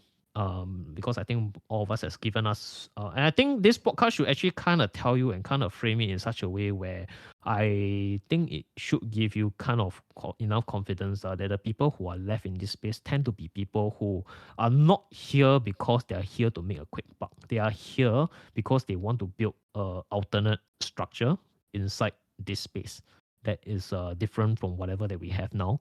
And if you have actually been here long enough, you'll start to realize that the power of cryptocurrency is that it is an alternate system. It's just that, in the beginning of the system, there's going to be a lot of rug pulls. Because even the traditional system in Lehman Brothers, they also rug pull. And if you actually go and take a look at FTX and Lehman Brothers, both of them are actually very similar in terms of timeline, right? So it's actually, and I can guarantee you, okay, next time we moon, there's also going to be a spectacular crash. Because a lot of people always say it's never going to crash. I can tell it's going to happen now, because human nature since the tulip bubble craze, we have not changed. 500 years ago, there was a tulip bubble craze. Now there's an NFT craze. The next one, I also don't know what type of craze there is. There's going to be a craze, and it's going to be a buzz, and people are also going to lose their pants, even though like people have been warning everyone, because no one ever wants to believe that the craze is over. So I think stop focusing on whether or not it's going to moon, because you cannot control it. If it happens, good, but at least be prepared. Start focusing on yourself, things that you can control, and then look at it as an opportunity lah. Then I think if you focus on that, I think the next 2, 3, 5 years, you should do a lot better than now. Yeah, actually talking about accumulating, right? Because right now of all the closure of, after FTX, and then slowly one by one, like some crypto exchanges are starting to halt withdrawals as well. So I think for us in my chat groups, right, they're just asking like, hey, then how do I on ramp? How do I buy and all that? So I think that I'm not too concerned about it right now, unless you really need to buy it right now for whatever reason lah. But I feel that in the bear market, right, like people will come in to build better products and better ways to onboard on ramp with maybe with regulation, I don't know. But yeah lor, so it is what it is lah. When moon is not for us to say. We just need to focus on ourselves, like what Aaron has said, and keep doing what we want to do, get to where we want to be. Yeah, I think you brought up a really good point as well. It's like you say like now we are in a bear market and some people would feel like they need to kind of like rush in and buy the dip, right? I would say like don't rush in. Pace yourself and have a plan to kind of like to kind of like dollar cost average, because you never know, it might dip more, and if it goes up, you still don't lose anything. So pace yourself, and then recession is coming, so it's more important you ensure yourself that you have sufficient cash flow to actually live a life first. So like focus on the fundamentals, like what I would say, focus on yourself, you know ensure that you have enough cash to go through certain events in your life, and then only with the remainder money you can think about dollar cost averaging. So don't just rush into it without thinking. But if you have a stack of cash that's meant for this, go ahead, knock yourself out. Essentially, don't become like, do you want to own 500 properties with no money down? That type of mentality. lah. Just don't go towards that. That mentality. I think basically this entire podcast is basically just telling people there's no such thing as a free lunch. Yeah. All right. There's really no such thing as a free lunch. Like the as I hope the past 3 years has kind of humbled people, at least if touch wood, if let's say lose money, at least kind of humble people to realize that they can take away a lot of things, but what they cannot take away is your ability to make things happen, no matter the circumstance. Because in every single situation, whether or not is it bear market, whether or not is it bull market, there's always someone out there who has found a way to capitalize on it. So so be adaptable lah, I would say. So I think that's hopefully like the whole wrap of this podcast lah. Like we just want to like put this out there before the year ends, because I think everyone is feeling that there's going to be a recession that's going to come next year, right? I'm optimistic that the recession is going to be a short one. But of course, short term pessimistic, but long term I'm always an optimist. So I'm not too concerned about that, because if you are a person who's very adaptable, then I think it's going to be fine, right? So before we end off, is there anything that you guys would like to sign off with? Maybe Ig, would you like go first? Oh, okay. So I think like as I shared in one of my talks earlier, always a few things that stuck by me, and one of them that I always remember is trends will fade. So you just need to double down on your convictions. This is one thing that I feel is very true. No matter what industry you're in, there's going to be a lot of trends like NFT in like this kind of genres, or NFT, this kind of like project roadmap. It could be a trend. But at the end of the day, people want to know whether you're genuine or not. People want to know whether your product will add value to it lah. So it's also, when you double down on your convictions, it's like it's like you believe so strongly in it, right? It's also you can't afford to let it fail. You find all means and ways to make it work for you lah. And yeah, so this is how I've always operated. So yeah, that's what I've got to say. Love that. How about you, Ryan? Yeah, I think with all this crypto craze going on, right? And like upskilling in general, so like building a community and everything, the most important thing I feel is like honesty. So like, you want to kind of like make sure facts are fact checked, as a person who's kind of like doing financial building